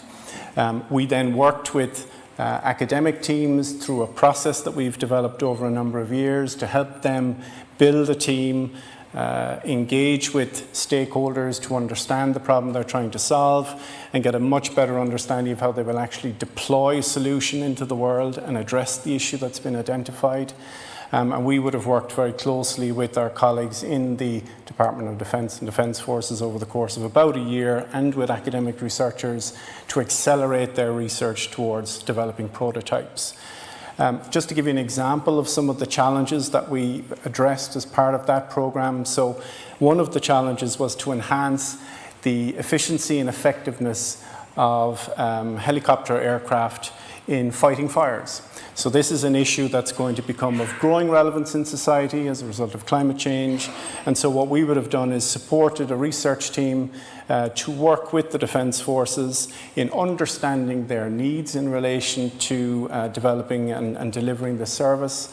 And also then going out to broader societal stakeholders to understand the potential for this to have much broader impact. So as it happened, the winner of that challenge was actually the team that looked at that particular issue, and over the course of a very short period of time they worked with a team in the Defence Forces to prototype a system. This system was tested after about 8 months in an exercise in the Dublin Mountains with a number of emergency services like the fire service, An Garda Síochána, and basically demonstrated that this was possible. Also, over that time, this particular team would have engaged internationally with other agencies with responsibility for addressing forest fires. So, for example, CAL FIRE in the US was a stakeholder that they engaged with. And through that process, we can very, very quickly validate if something that is being developed has actually potential in society and has potential for us to benefit from any of the spillover effects that we get from funding innovation and research. Great, thanks Stephen. I suppose I spoke briefly earlier around the opportunities that exist around EU level of funding, and I suppose just from the panellists we have here, probably Lokesh, you're probably the most experienced in this area, and just going to be interested to hear, you know, the positives around this area where you know be successful in getting EU funding, and the challenges that happen as well. Yeah, I think really the way we see that Europe is a kind of a great resource for funding to do excellent research. You know, it's also a good way to build networks in Europe. And maybe I can talk about a couple of projects that I'm aware of. And my colleagues, Professor Maura Connolly and our colleagues from DFI are here. And Professor Connolly has been working for over 8 years now on two projects called Pandem 1, Pandem 2, looking at kind of the awareness or surveillance of potential pandemics. This started before SARS-CoV-2 came here, so that helped in the process as well, but also not just surveillance, but also communication and governance. So that not only has impact on the biological threat agents, but also pandemic or emerging infectious diseases as well. So any agent could cause harm to the society. So Professor Connolly had two of these projects very successfully done across Europe, but also my colleagues Daniel O'Toole and Claire are here, who have been funded by European Defence Fund under Medical Countermeasures Program, where they're working with a very large cohort of European researchers and industries and government agencies in the event of an an accident or something happening, how do you provide medical countermeasures to affected people? And that really applies to everybody. And in my own case, Aquila Bioscience has been funded by European Innovation Council, and we're working with Defence Forces Ireland as well as the Czech Defence Forces to develop technology to protect them if they came across a biological threat agents in any case. So how do you protect any first responder, really? And then again, that has implications not just for civilians, but also humanitarian areas. So if there's an outbreak of Ebola or Marburg virus, we can deploy the technology to those areas as well. So we see Europe actually as a kind of a very important resource for our researchers in Ireland to engage with our partners, because Europe doesn't fund just one country. You have to have a network or set of partners from different countries and continuously kind of scan the horizon in Europe for funding. And again, my colleague Micheál Martin is here, and Philip is as well. And so there is a network in Ireland that really supports excellent research and connecting researchers to European centers of excellence and research possibilities. So in a way, it not only brings funding to Ireland, but also it allows us as Irish researchers to engage with the best researchers in Europe and bring value to society and the first responders. And any challenges around that, Lokesh? Oh yeah, it depends how much time we have. There are always challenges. I think the biggest challenge again is there's never enough funding for research, right? So success rate would be, I would say at best maybe 10%, right? So you're always like, out of 10 applications, 9 are rejected. So you have to have this perseverance and resilience when you are a researcher. But also, I think, as Europe is moving more towards defense research, I think Ireland is facing this issue of how do we kind of, dip our toes into that research? How do we work with our partners, whether in France or Germany or other places? But overall, I think, yes, there are challenges, but I don't think they're insurmountable.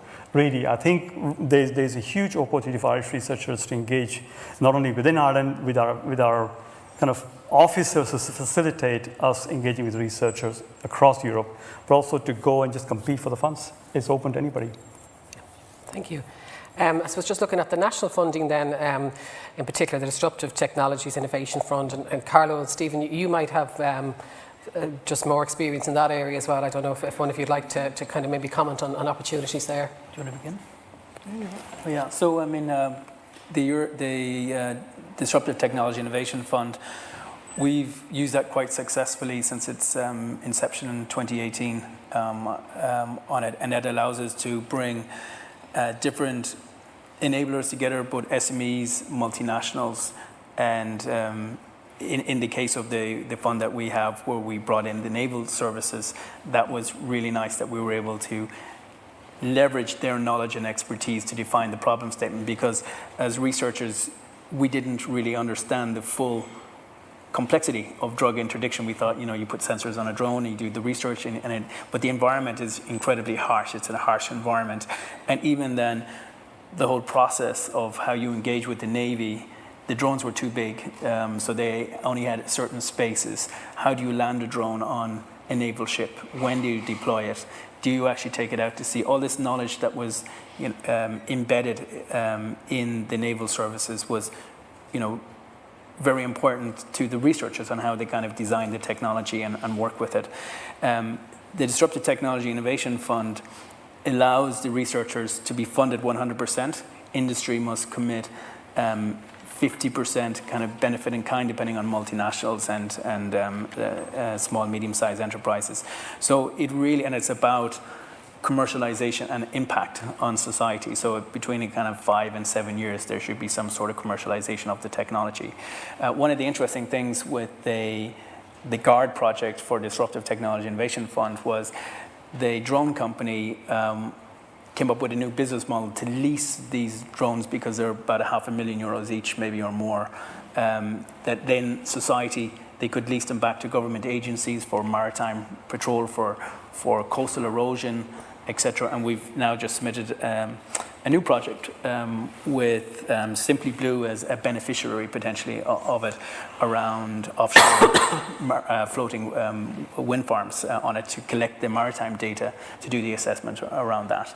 So it's it's still in its early phases. We won't see the full impact of that just yet from 2018, but it's the access to the defence and security infrastructure and their knowledge is been very beneficial. Great. Marie, you might maybe comment just from your previous role in the Naval Service, and I suppose what's in it for the Navy, what impact has it had on engaging with institutes such as Tyndall or with industry in this space?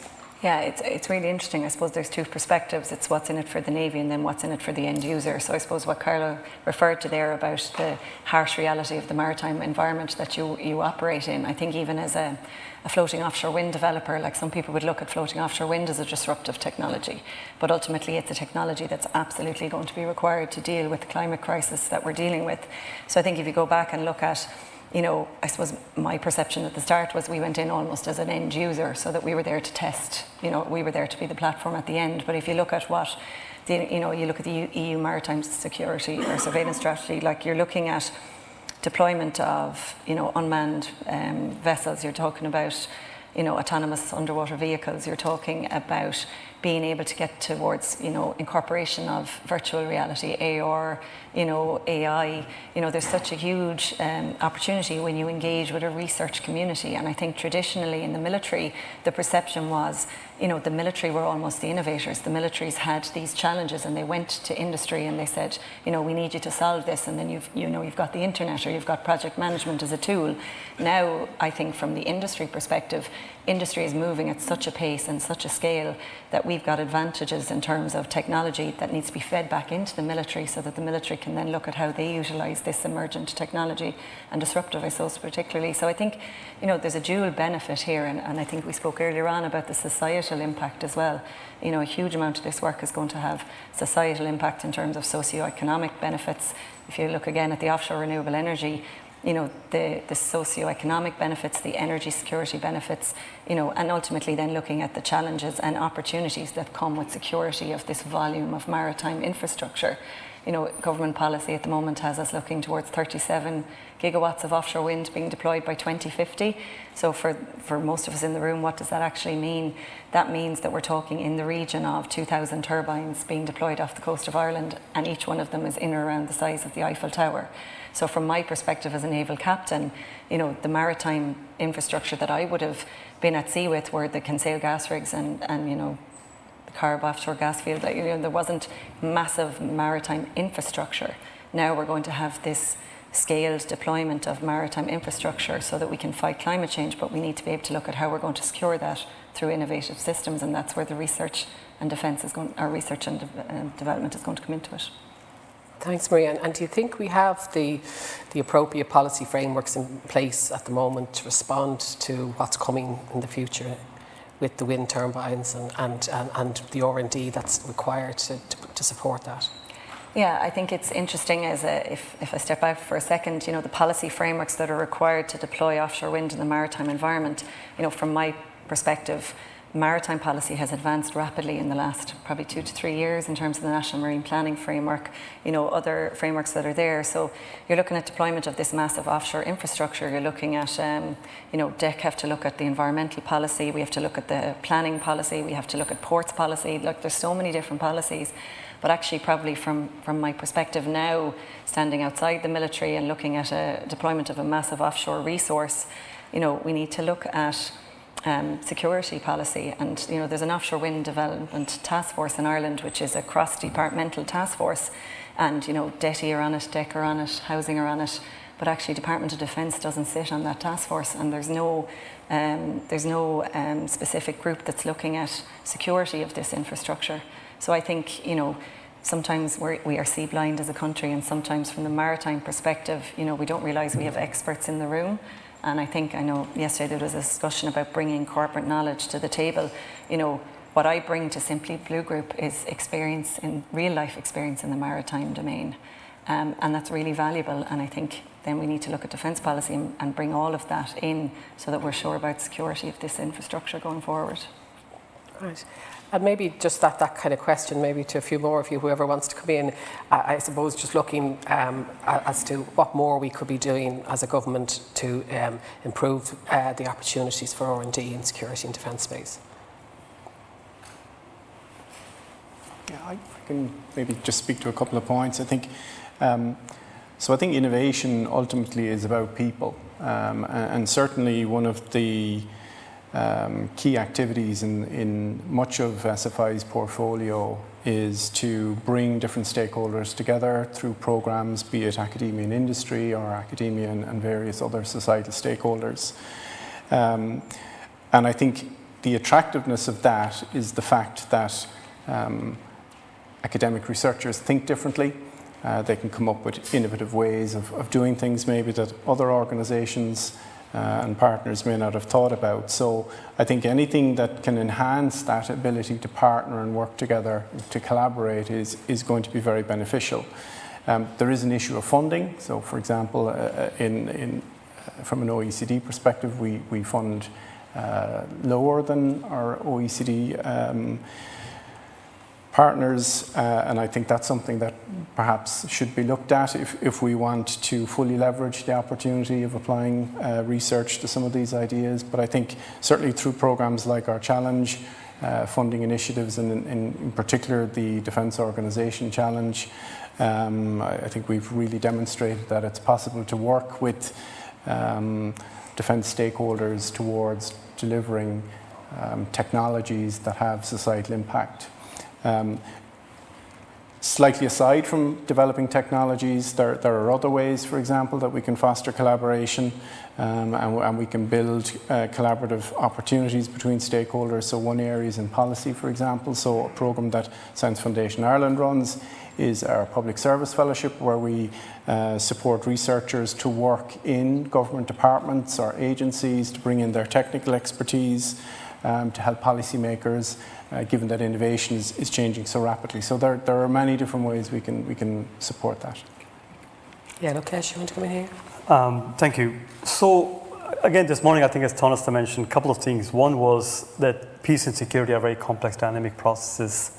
And the second thing he mentioned is kind of the need for cooperation and collaboration. And then somebody actually also mentioned the term, I think it's polycrises, which I really like, because it seems like multiple crises, kind of converging. So in terms of, I think, what we need to do, and again, there's a lack of, let's say, security strategy in Ireland, but again, this is my personal view, I think security doesn't live in a silo. I think we are living in a world that's just the interconnected field. So I think another thing that came up this morning was the whole climate crisis and security. So they're interconnected, but I think within that, if you see, the sea levels rising, the temperatures rising, ice melting, and geopolitical situations, I think the climate around us really is affecting the security of a nation, even Ireland. So I think I also heard that we are the kind of least threatened country, but it doesn't take long to have a threat arrive at the door, right?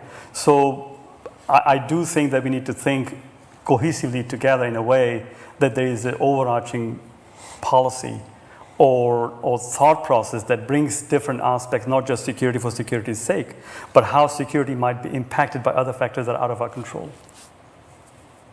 And do you think there's more to be done to kind of normalise research and development in the security and defence space? Like, is it accepted as a sector compared to other sectors, or is there an education piece there? We've heard a lot about education in the other sessions when we were talking about cybersecurity, and even just the previous sessions on the UN as well. Is there an education piece that's needed on this?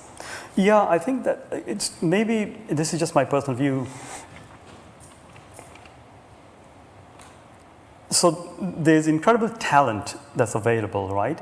And whether it's in engineering, whether it's in social sciences, in healthcare, medicine, IT, data science, and they can all contribute to the broader security domain. So I don't like to separate security research versus healthcare research, because ultimately it's about preserving and protecting the lives of humans and preserving basically the environment around us. So I think there's a need for education that there's nothing wrong in doing security research. In fact, we should be, because at the end of the day, I think we are all working towards securing our societies one way or the other. So that's really something we need to really educate in some ways at broad level, but there's also an element of training the future research leaders in the country. So at any level of researchers, we're kind of part of a wave that comes and goes. But I think we need to embed the mindset, the kind of the idea of being innovative, looking at a problem and trying to come up with the solutions in our younger generation of researchers as well. Great. Okay, I might just, and unless any of the other panelists want to come in here. Yeah, I was going to just, say that, one thing that researchers are very good at is looking forward thinking and trying to imagine what the future might be and what it might require from a research standpoint, and interlinking that with the defense challenge with SFI was quite innovative. What was interesting for me is, and I guess there'll be maybe another call this year, and will be to see how the defense forces problem statements mature and advance. If I look at disruptive technology innovation funds, it matures. People learn, they advance. The thought process continues to change and evolve on it. And the interaction between the defense forces here and the research and academia, it's at its naissance, really. We're only beginning. It's all about building networks and communities, understanding capabilities of researchers and what can be done on it.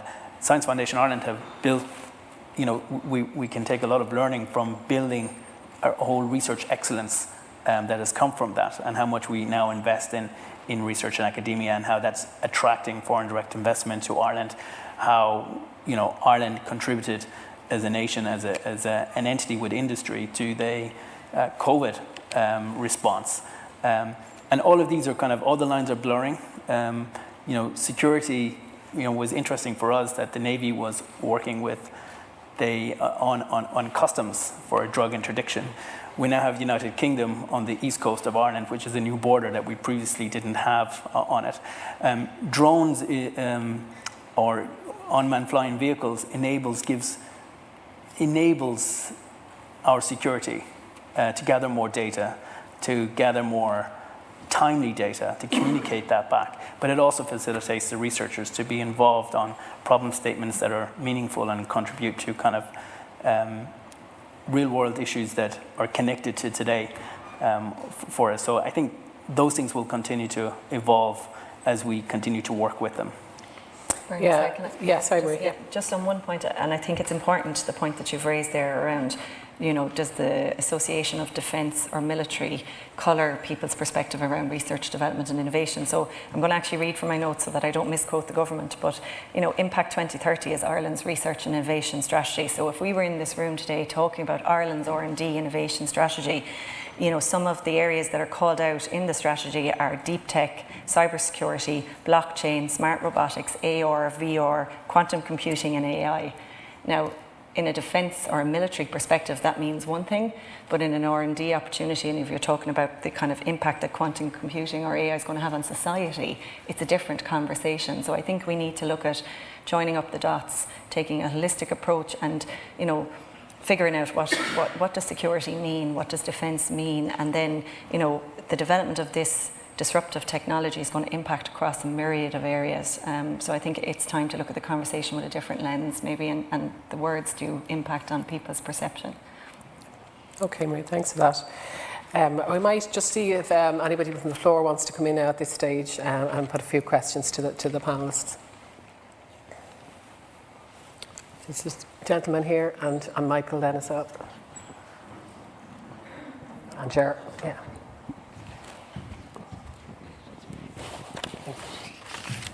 Thank you for the Am I on?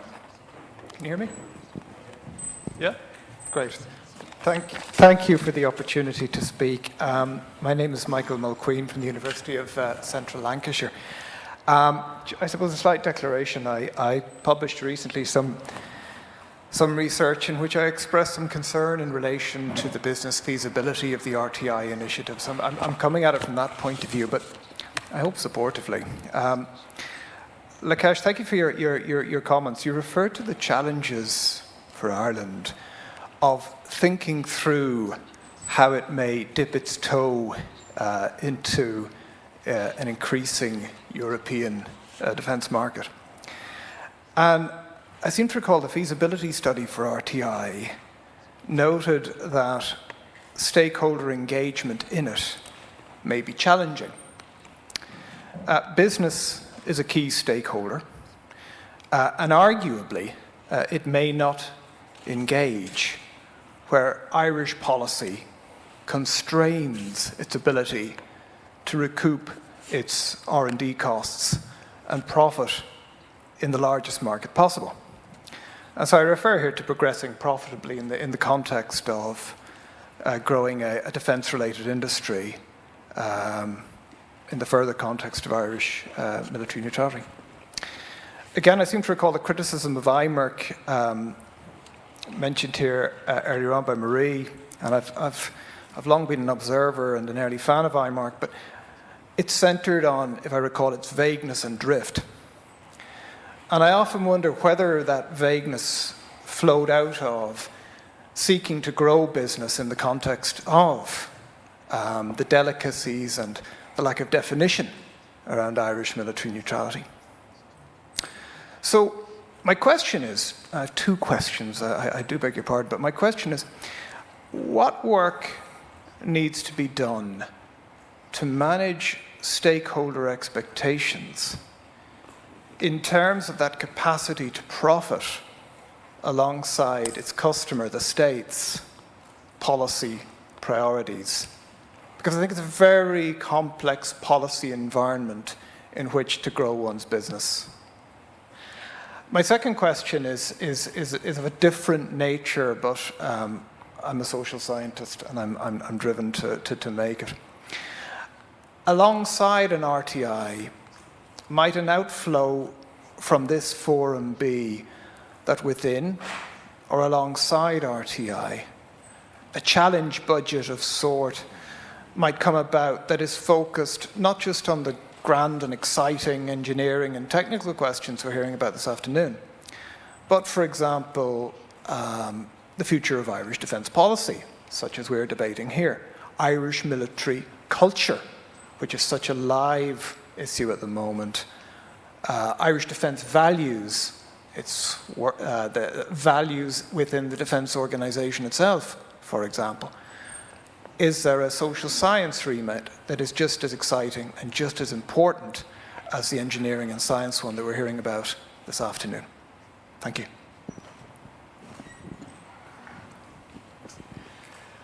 Yeah, the European Defence Fund is by far the biggest game in town. It's an €8 billion fund over 7 years.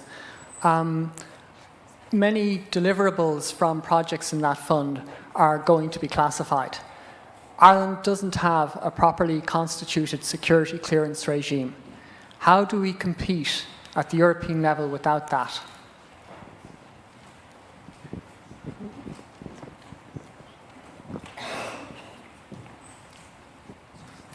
Kieran, yeah, Jared there, I think was next, yeah. All four of our panel today have referenced their collaboration with the Defence Forces. Can I ask the panel, in light of the significant exodus of personnel from the Defence Forces, and with that the brain drain that go with it, and the fact that those who are remaining in the Defence Forces, obviously their operational deployments at home and overseas are increased with a reduced number, how is that in any way affecting positively or negatively, obviously not positively, your interaction with the Defence Forces? Because the people you're dealing with 1 week or 1 month are in some different part of the country or the world, maybe the following month or the following 6 months. So it does, that brain drain and exodus is bound to have, I'm sure. So I like your opinion on that. Thank you so much. Okay, we might answer those first now, maybe. Whoever feels comfortable jumping in there. The first one, the Irish policy constraints, and then we might move on to the security clearance, and if any particular panellist has had personal experience of the challenges around that, and just Gerard's last question there around the brain drain.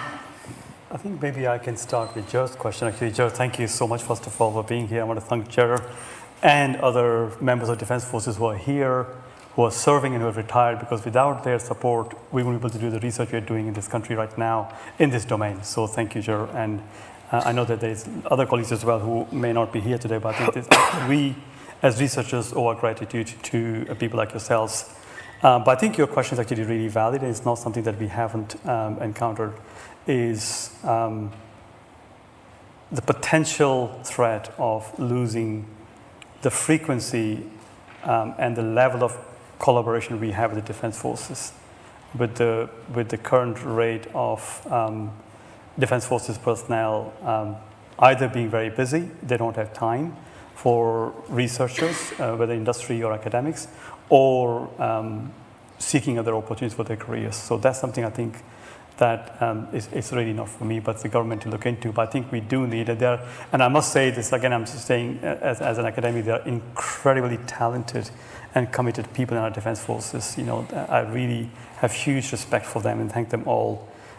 Then Michael's question is about, yes, EDF being the biggest game in town, 8 billion euros, but a lot of this is going to be classified, and I think that's the question really I think either Michael or Philip should answer, because they are the masters of this game. Okay. Yeah, I'm not sure which hat I should put on to answer the myriad of questions that came in. So whether I come from the previous military, the current, the maritime, but I suppose I'll try and touch on some of them. Michael, you referred in terms of IMERC and the vagueness and the drift in a policy perspective. So from my thought process now, looking at it, you know, there were a myriad of challenges around policy, and some of them were that we were trying to look at the deployment of, you know, maritime energy infrastructure in a world that didn't have a policy framework around that. So I suppose from that perspective, we now have a policy framework that outlines, you know, 5 gigawatts by 2030, 37, as I said. So I suppose we have a better framework in terms of harnessing our ocean wealth in some respects, and some people in the room will know what I'm referring to there. I think in terms of, you know, collaboration between the defence forces and research and industry. You know, I sat on one side previously, I sit on the other side now, and I suppose not sidestepping the policy question, but to some extent coming back to your question, Ger, you know, the exodus of personnel, the corporate knowledge, the tacit knowledge loss that comes with that is a challenge, but I think we have to look at it as an opportunity as well. So one, from my perspective, given the level of critical maritime infrastructure that the government is committed to installing, then the government has to commit to the security and defence requirements that are involved there, which means they have to invest in the defence forces, they have to invest in the skills, they have to invest in the and I think we've had large capital scale investment in terms of ship purchase, etc., but investing in retaining people, retention of people, looking at alternative options there, and that's as someone who's gone, you know, I really think that's critically important for that skill set perspective, and that means that you keep that tacit knowledge and real knowledge in the organisation and outside as well. In that respect, what I would say is, when we're looking at critical maritime infrastructure and we're looking at the development of policy in the security and the defence domain, then, you know, and I say this respectfully to everybody in the room, but when you're a military officer, you're constrained sometimes in bringing your view to the table as a policy perspective. And then when you're a civilian, you can come to the table with a policy perspective. And I think it's really important that from that perspective, you know, you bring people back to the table when you're trying to draft new policy initiatives, that they may have more freedom to speak from a military perspective. Profit, like there's, again, the interpretation of words here. So what does defence mean to one person? What does security mean? What does profit? So when I worked in the military, profit had no impact on my day-to-day life. You know, I work in the corporate sector now, and profit is huge. And if we're going to bring in foreign direct investment at a scale of potentially in excess of 100 billion to deploy critical maritime offshore infrastructure, then they do their threat assessment, and they need to know that they can invest in an area that's secure and safe and protected. So I think that's important. And I'm sorry for taking the floor, and I'll hand back, but the military culture and values, I can't let that pass without coming back to that. So from my perspective as an officer, you know, who served and a member of the Defence Forces, you know, the values, courage, respect, integrity, loyalty, you know, you don't forget them. They go with you all the time. You carry them through. And I work in a company now where values and actions is front and centre in that company. And again, for me, the culture of the military means that you lead your life in a values-based way. So when I'm involved in the deployment of critical maritime infrastructure in Ireland, you know, it's a coexistence mechanism. So coexistence with defence, coexistence with fishermen, coexistence with ecological and environmental impacts, coexistence with society. So I think you carry that values piece through. So sorry, Bernie, I've taken a lot of time there. No, Marie, that's fine. It's important to make those points, I think. Carla, do you want to come in on any of those questions? Well, only the point really around retention, as we kind of reimagine or envisage what security threats will be in the future, and we're currently at the most advanced period of humans, basically, with all kinds of new types of technology coming. I guess there has to be an investment in education on how to understand what's coming down. Linking with institutes like Tyndall, we're one of a tier 1 research institute for information and communications technology within Europe. So I think they will be critical to have those kind of links with national research labs. I think education is hugely important. I mean, will future defense personnel require PhDs? What kind of PhD programs will you put in place to kind of address what the future threats might be or future security needs may be?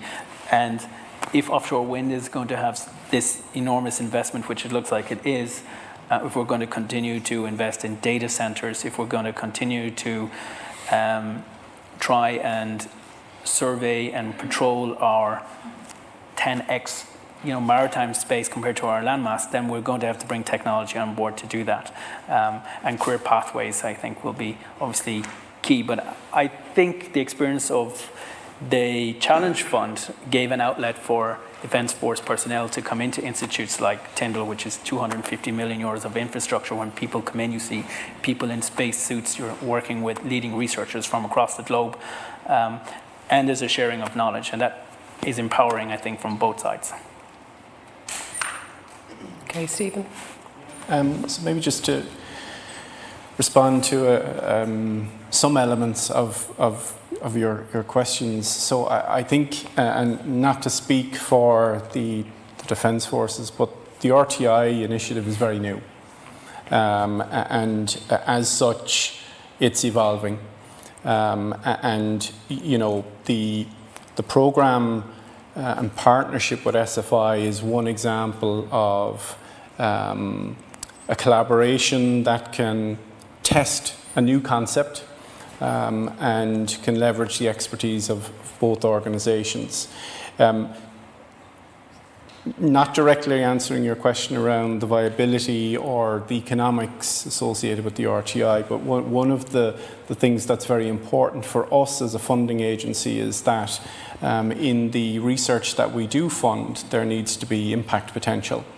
And so the process that we've developed for our challenge funding supports researchers to engage with stakeholders to try and understand what that impact potential is going to be it through a societal innovation route, be it through commercialization. So in a sort of an indirect way that is built into the process. So the technologies that were supported under that program,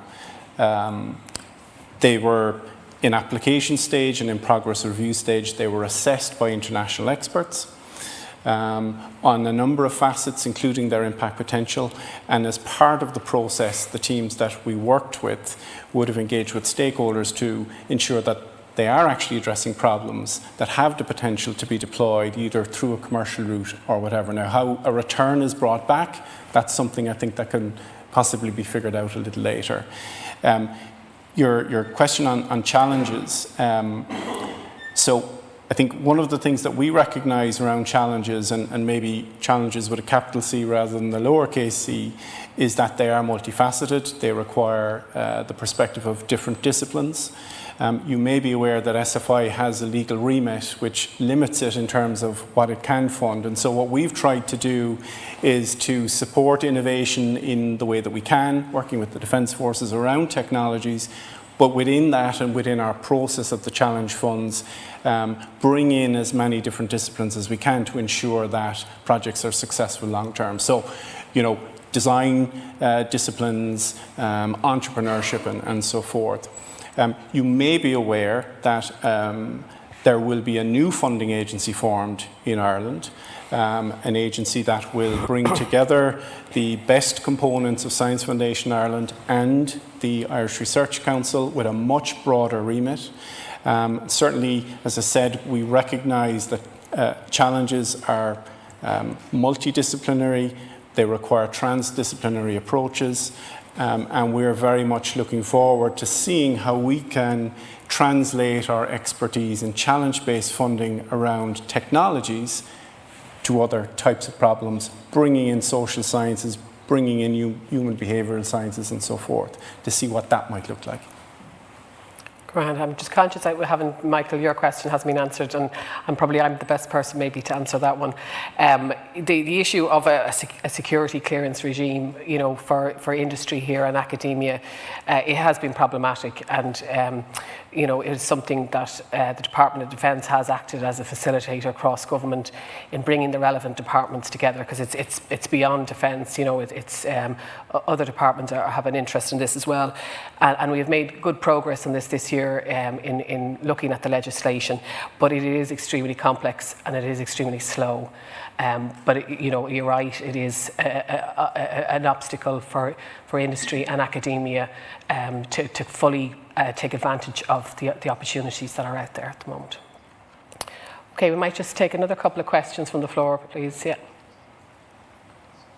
You're on, yeah. Yeah. Thanks again for the debate there. I suppose I had one question, then I spotted another question that made me think up there on the screen. So that question that we already see on the screen there in relation to our investment in higher education, and obviously we've heard a lot over the last few weeks, we've heard from PhD researchers in their campaign about as it says, they're earning below minimum wage and their lack of, say, for example, maternity leave, etc. And then as well, today, and I understand yesterday as well, there's been a lot of talk about engineering and innovation, but just in the sense of the role of humanities in relation to innovation as well. If you could touch upon that as well. Thank you.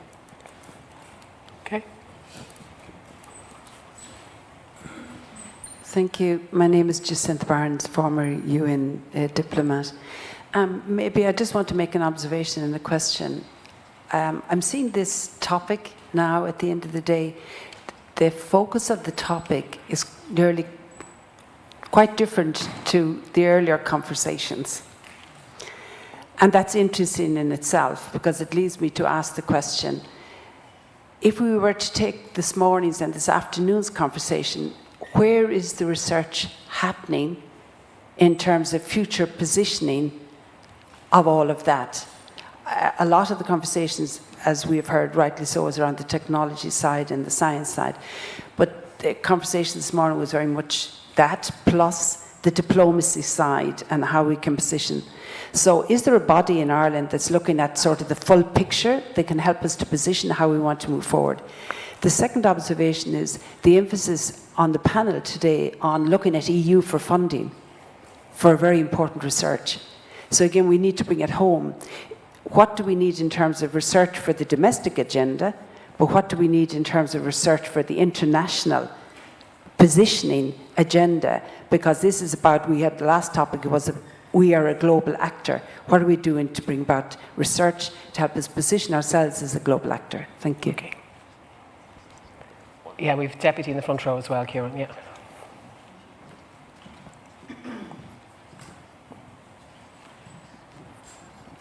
Okay, Max.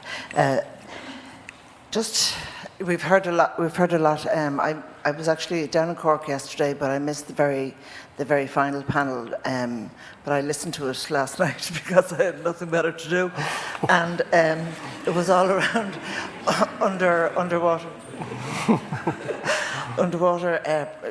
protecting our cables, and we've heard a lot about the automated underwater submersive drones, and are they being used? I'm being stupid now as a politician and I'm asking a question I don't know the answer to, but are they being used? Could they be used more?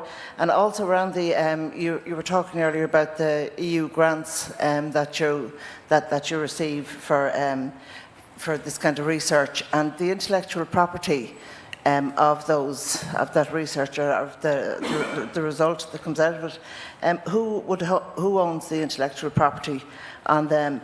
And also, we were talking there about I mentioned about the submersive, that drone, the Titan, wasn't it? That wasn't yet recovered. Yeah. And sometimes, just because we can do something doesn't always mean we should do something. And is there any kind of ethical advisors that you have around this kind of innovation. Great. Yeah, I know there's a lot in that, but there's some people over here as well. Yeah, maybe the last question over here, and then we'll go back to the panel. Thanks very much. Yeah. I'm Becky Way. I'm a professor here at the University of Galway, and I have another hat, which is I'm also the Vice President for International here. So my research area, at least in part, has been bringing science to areas of the developing world where very, very poor people struggle to survive on a daily basis. So I think it's been alluded to a few times in both comments from the panel and questions, but I think it's really important that we look at international security in that very, very broad way, where we know that poverty, lack of access to resources, tyranny, all lead to destabilization, and in particular that's underpinned by, as has been mentioned many times, our concerns about a rapidly changing climate, but also food security and food distribution.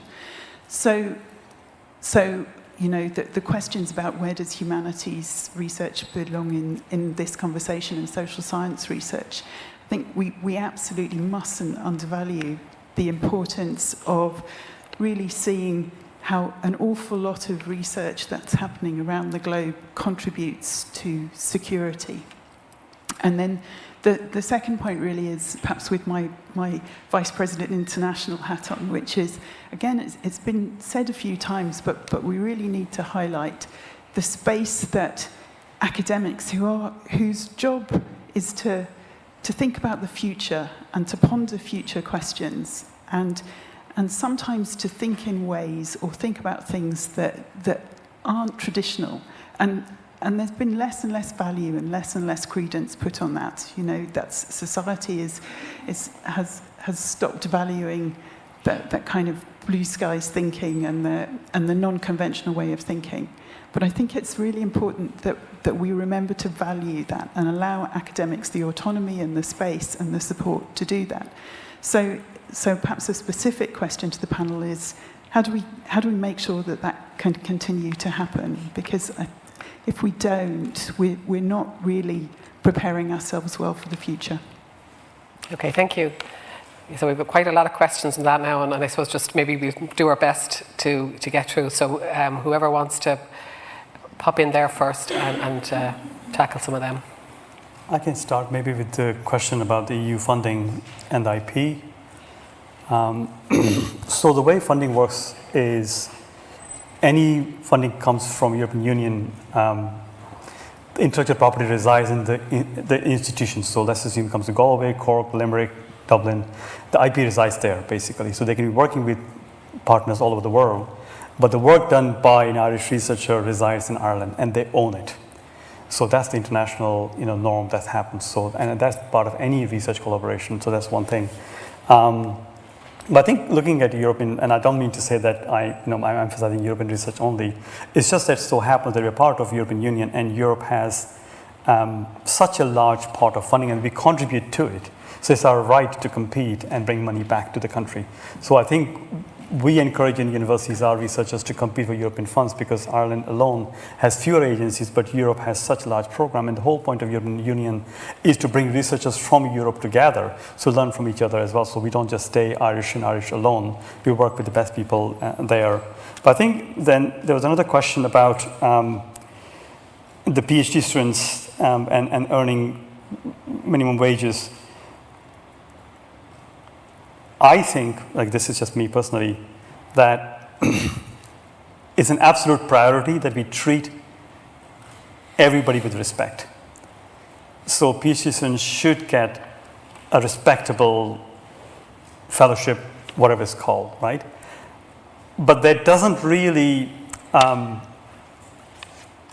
it's in some ways unrelated to Irish researchers innovating or competing for funds from Europe or Irish funding itself. So I think we need to really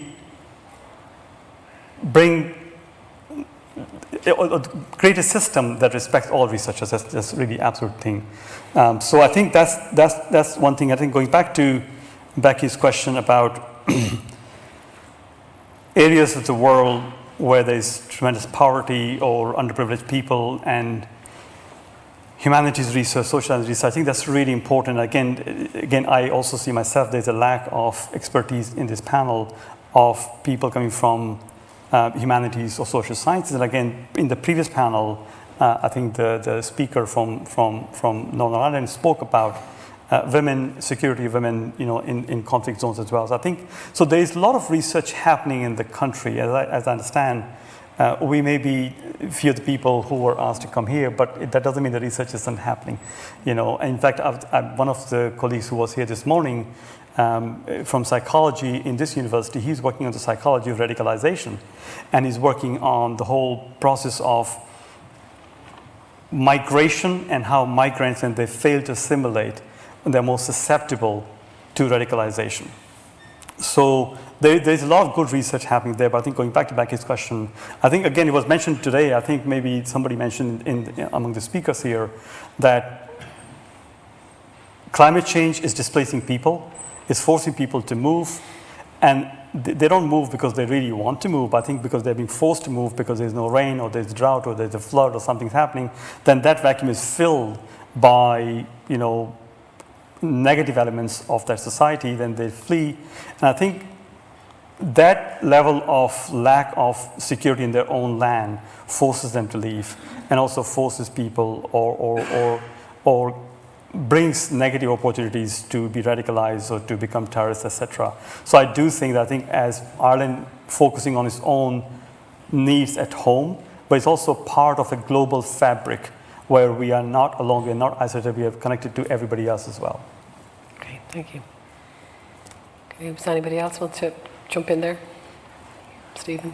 Yeah, just maybe to address the question around, research and innovation and leading. So I think the broad question is, can we lead in research and innovation? And certainly it's Science Foundation Ireland's vision that we would be a leader in research and innovation. And in fact, Ireland does actually lead, depending on the metrics that you use, in a number of areas already. So in that sense, for a small research innovation ecosystem, we do punch above our weight in a number of areas. I think it's really important to be creative. And certainly one of the things that we've seen just from speaking with colleagues in the RTI unit in the Defence Forces is that there is a lot of attention at the moment on, for example, the challenge that we ran recently with the Defence Forces in terms of the outputs it's produced, in terms of how it has catalysed collaboration between the Defence Forces and academia in Ireland, and the types of opportunities that that can bring about. So certainly, yes, I think we can lead in certain areas. There's a bigger picture, though, and that is, should we strive to lead? And absolutely we should. And the reason why we should strive to lead is that if we don't, then we'll get left behind. And we won't be able to benefit from many of the very positive spillovers for society and economy that come from research and innovation activities.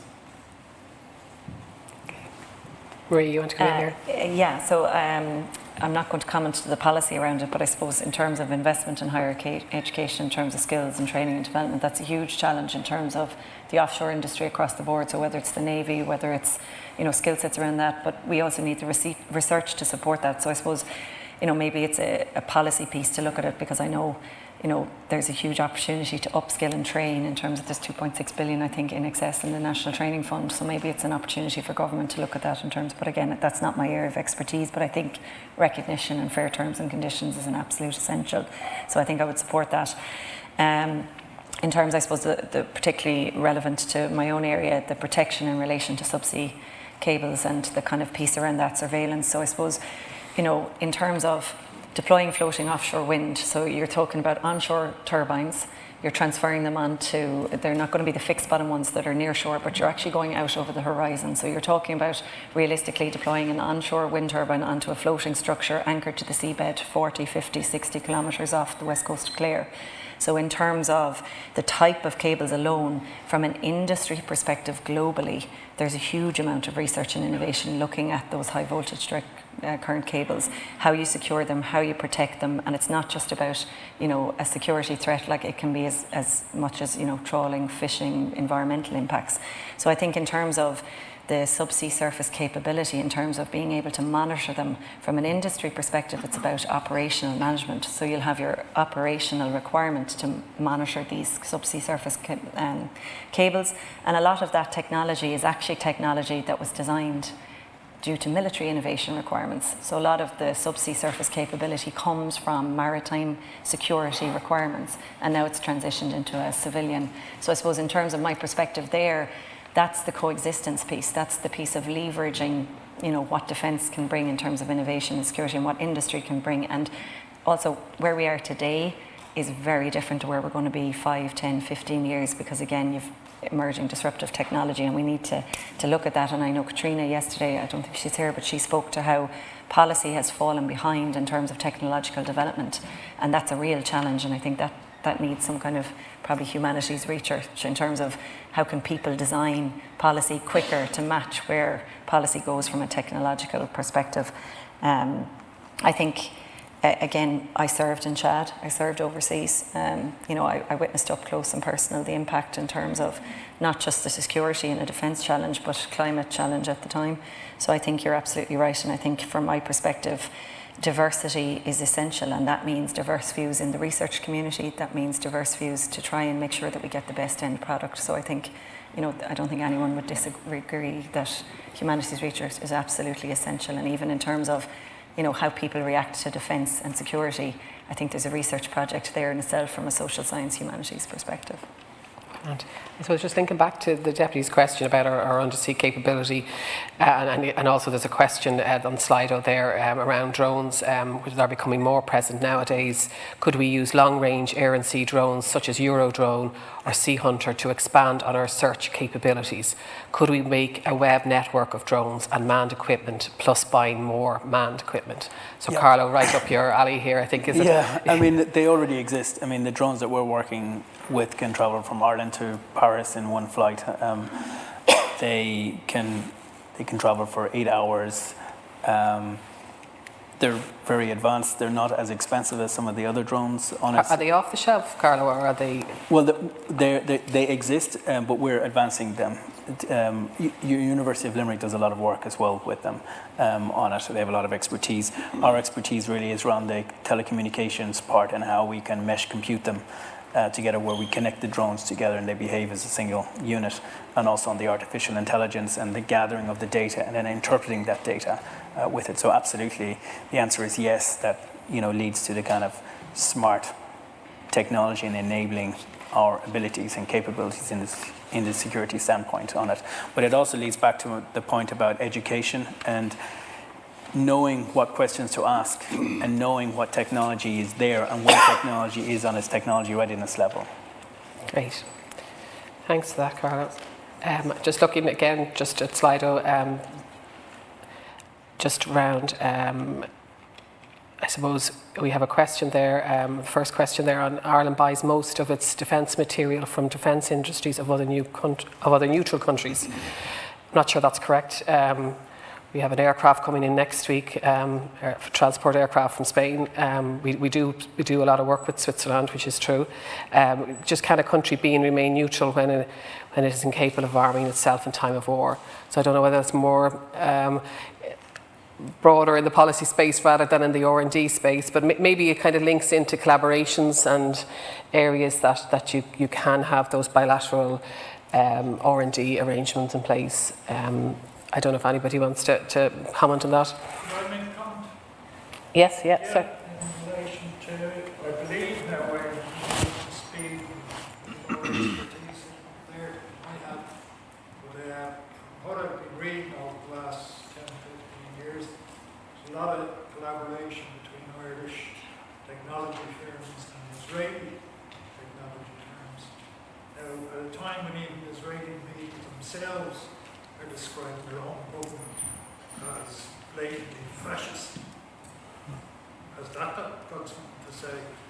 I'd like to also remind you that when Eisenhower was handing over to Kennedy back in 1960, he warned that the biggest threat to American democracy was their own military-industrial complex, which he would have been well versed in, because it was Kennedy who come out of it.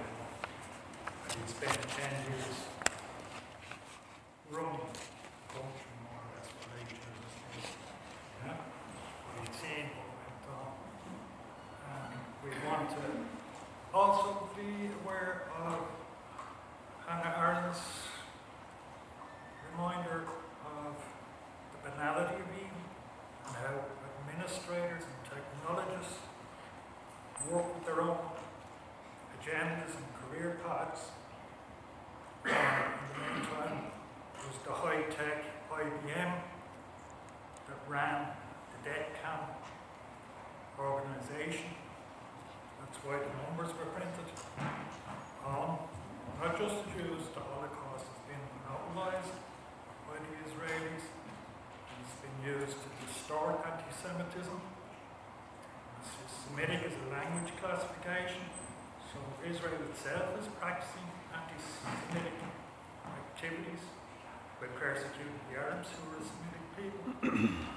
So I think this is where the humanities have to be central, or we will lose our humanity to the machines. Yeah, no, you bring up, yeah. Yeah, no, I think, yeah, I think ethics in all of this area is hugely important, you know, and you make very valid points on that. Yeah. And discussion. Yeah. But with the public involved, not just panels dictating. Yeah. And the ordinary people are not as stupid as our rulers are taking us to be. And I'm talking about the ordinary people coming in and out of the bus. I know. Thank you for that. I appreciate that. No, I'm just getting notes here to wrap up. Maybe just one last question at the back there. Just, I know you've been waiting a while. Hi there. Just to pick up on the last comment and a variety of other comments, the social sciences and humanities have come up in quite a few of the questions. But one aspect of research in this area that hasn't been touched on yet, and I'm wondering if there can be any comments from the panelists and also the chair. Do you feel there's a role for government in supporting not just university-based research, which I think has often been what people have been touching on, but also developing, say, more of a NGO-based research, think tank-based research, which Ireland really lacks in, even for a country its size? So again, do you think the government has a role in promoting this through the kind of grants and other funding that would help bolster this sector? Thanks. Maybe, Lokesh, do you have a final comment maybe to make on that particular question? It's a tough one. This is just my personal view again. Ireland is on a journey for research and innovation. And I think the journey is about maybe 25, 30 years old. It's a very new country in research and innovation compared to many other advanced nations. I think it's done really well in its journey, but I think it's still learning. So as the system matures, I think there will be other elements in the research innovation ecosystem. And I do think, and again, I could be wrong, that there is kind of an economic research institute already in Ireland, ESRI. And I think as time goes, there will be other research institutes that will be NGO type. I think there's a need. I really think, again, this is just me being an outsider, insider, there's a huge potential to bring people together. And I think I go back to your comment as well. I think we are also normal people, right? You know, being an academic, just sitting here doesn't make us difference, right? So we are all human beings at the end of the day. We are looking at the same problems together. So I think we're all in together. There's no us versus them. That's not how we look at things, you know. But I always remain optimistic that we are progressing in the right direction. You know, and I think we are bringing people together. You know, I live in different countries. I see so much collaboration and openness in Ireland that I haven't seen in many other countries. You know, so I think there is hope that in the next 5-10 years, we'll do much better. But at the same time, we have to be aware of the global challenges and how we don't want to remain either kind of complacent, that because we are neutral, we won't be affected and all those things. Again, I'm not an expert in this area. My area is very, very narrow. So I think it's important for anybody to continue to do the best they can in any role they are. So as a scientist, I think what I think about it is that we have a responsibility to continuously work towards seeking solutions to challenges, but also come up with solutions that will protect lives, save lives, but also protect the environment as well. Right. Okay, I'm sorry, I just have to wrap up here now. I just want to thank the panel and thank you, the audience. Just share your question, and it was really, really good. I think I learned a lot here today. And I'm just finally just going to ask the chair just to make her final closing remarks for today. We just stay. Sorry.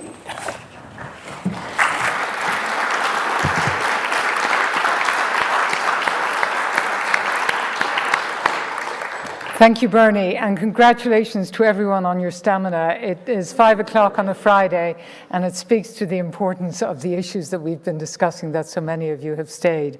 And thanks to those of you listening online. We're delighted that you too have been participating in the discussions. Also, thanks to all of our panelists today and our moderators, and a special thanks to the wonderful people behind the scenes who've been providing us with copious tea, coffee, and snacks during the break.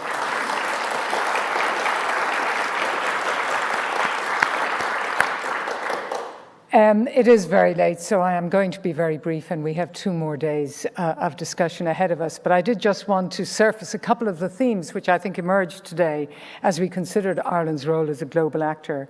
I think there was a very strong sense in the room of enormous pride in our role in the United Nations, and especially in our role in promoting youth and women in peacekeeping, and a real sense that there was global respect for the role of Ireland in the United Nations. Some disagreement amongst those in the room as to what is responsible for this standing that we have, whether it is, as some said, our size, our empathy, our principles, our activism, or our neutrality. Quite probably a combination of all of the above, but I thought that we did keep coming back to that theme. I felt we had a very helpful and constructive discussion of the triple lock, and it certainly made it absolutely clear, as I said yesterday, and others indeed have said, that this isn't there are no Manichaean issues here, no black and white issues, no right and wrong. I think many of us learned a lot about the triple lock. There was a sense of many in the room that it is inadequate as it currently stands because of the limitation on numbers and because of the limitation on efforts to evacuate our citizens. So a sense amongst many that an amended triple lock would be preferable.